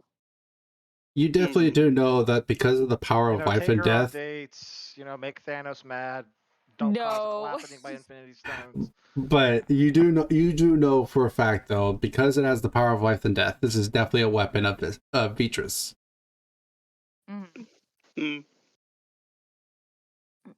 So just make Beatrice happy. So I have to kill you. No. No, Absolutely. I'm just joking. Oh wow. Okay, it's really hard to tell sometimes with you. I We start got a freaking friendly fire triangle going on right now.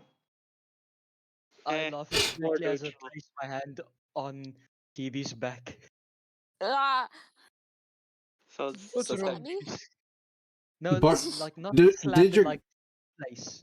does Kriv say out loud that I have to kill you to Hebe. As a joke, yes. Okay. Make a wisdom saving throw for me. Oh. Oh, 7. Okay. Is that good, bad? Take 2 necrotic damage. Bro, Bless you. It's Okay. just Kriv. Take 2 necrotic damage. Okay. So the scythe giveth and taketh away. Just note, I want to note, it happens as soon as you say, so I have to kill you. Okay.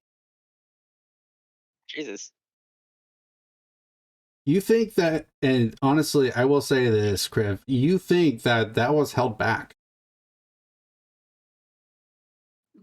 So it's like the scythe knew that it was a joke, but it doesn't want you to joke about murdering. I'm gonna have to call it. I'm gonna have to call it for myself right here, unfortunately, because I gotta do some stuff. That's fine. Actually, I'm actually about to end it anyways because I need to probably start preparing to get going anyways because I got things to do. Okay. But with that being said, I want you to keep in mind that I want you to know that the goddess of death does not condone murder. Just because she is the goddess of death does not mean she condones it. She's still the goddess of life as well. She's fine with natural death because it's going to happen eventually. But murder is not seen well in her eyes. Okay. This added another level to this. Oh, there's more to you can't come. even like joke no I more. told you guys this was going to be hopefully a good session because I had so much planned from just this session for specifically Pink, Nico, and Barsis. Now, Barsis got a little bit on the lighter side, but that's because I got things still working in the wraps. That I don't want to throw everything at him right away. So wait a minute. If that's the case, then Hebe must have something excessively big coming in her direction. Maybe. What do you mean? Maybe. What do you mean? No. Maybe you guys haven't taken a long rest yet. Oh, God. Maybe you haven't taken a long rest yet. Also, I also do want to say that glint off to the side. So that way we can put her inside of it. It'd be nice. The glint off to the side. No. I want to be inside your Pokeball. You find 70 gold in the and where was the glint? It was a pile of coins. Oh my god! I thought it was I thought it was gonna be something cooler, but nope. I have nothing else prepared for that right now, so I might retcon something maybe, but for now, add 70 more gold to the group fund. Okay, cool. So we had 4 270. Yeah. Lovely. Okay, so what'd you guys think, real quick, before people have to go? How OP is Ada's stat? It's pretty good. The fact that you could do another technically potential 8 extra damage on top of the 12 is pretty big. But then you also have to remember how we're doing crits. 12, 15. So if it crits, it's going to do 20 damage just on the crit. Just the weapon alone, is not including bonuses. Okay. Then plus another 5. Yep. Yeah. And this is weakened. Bruh, it's a straight up vestige. This thing's gonna become like a god. Okay, so Barsis, what did you say? Sorry. I just simply said it was good DMing. I'm pretty happy right now. I'm waiting for the next one. What did everyone think of the DMing? Like, what did you think of the story? Decent. Amazing. Yeah, I really liked it. Mm-hmm. What do you think, Pink? I'm gonna say this right now. I thought you had something different planned. What'd you think? Instead of the first dungeon from 14, but you know. What did you think I had? No, it was good, but I don't want to reveal it just in case you're going to use it for us in the future, because then I'm going to. I might be like, using 14 stuff anyway, so you might as well tell me. Well, I'll tell you over chat, but I don't want to ruin it for anybody else who doesn't know. So Okay, fair enough. If anything, like before I go, I'll pull you to stream chat, stream voice. That way, only you and I can talk. gotcha. So No, but everyone, I thought it was pretty good too. all right, that's good to hear. There's more to that guy with the robe. I will tell you that. There's a lot more to the guy with the robe. For sure, there's a Wait lot a more to minute. this campaign in general. Is that Also, history? what are His your last thoughts? name wouldn't start. Part of his last name wouldn't be with bread, would it? And I'm paraphrasing that from the actual slang of things that I know. Nah. Okay. Is that one of Vistris's, or what? How do you say it? I want to ask all you now. What are your thoughts on Sarvati? Tell me, what do you? She's cool. Well, not even just like, is does she not cool? Trust. Yes, Does not somebody trust. else is with me on this one. Does not Trust her either. No Yeah, like, trust. Why? I don't Well, know. my character probably doesn't trust her simply because different types of magic. She seems I don't okay trust with her. her, but again, she's cautious of it. Okay, Also, She's Yeah. it's to the point where it's like yeah, she does a lot of really nice things and everything, but I feel like that's just gaslighting for later. And I exactly. Okay. I'm more so does she neutral. know of my past? If so, then I trust her fully. If not, then I kind of trust her, kind of not. Okay. Artorias, what do you think? I'm more on the more neutral side. However, considering this is my first time actually knowing anything about her, I'll choose to remain vigilant and rather cautious. Okay. Rock, was there any thoughts from you? Just pretty good. Like, I trust her. Okay. Okay. So, with that being said, I'm going to go ahead and end this. So, thank you all very much for joining us here. I hope you all enjoyed that. Be prepared for more. I got some more stuff planned, but maybe we won't be all dramatic every single time. But that's because you got to have some fun and some relaxing in between. But with that being said, thank you all for joining us. See y'all later. Yeah. Bye. Bye. Bye.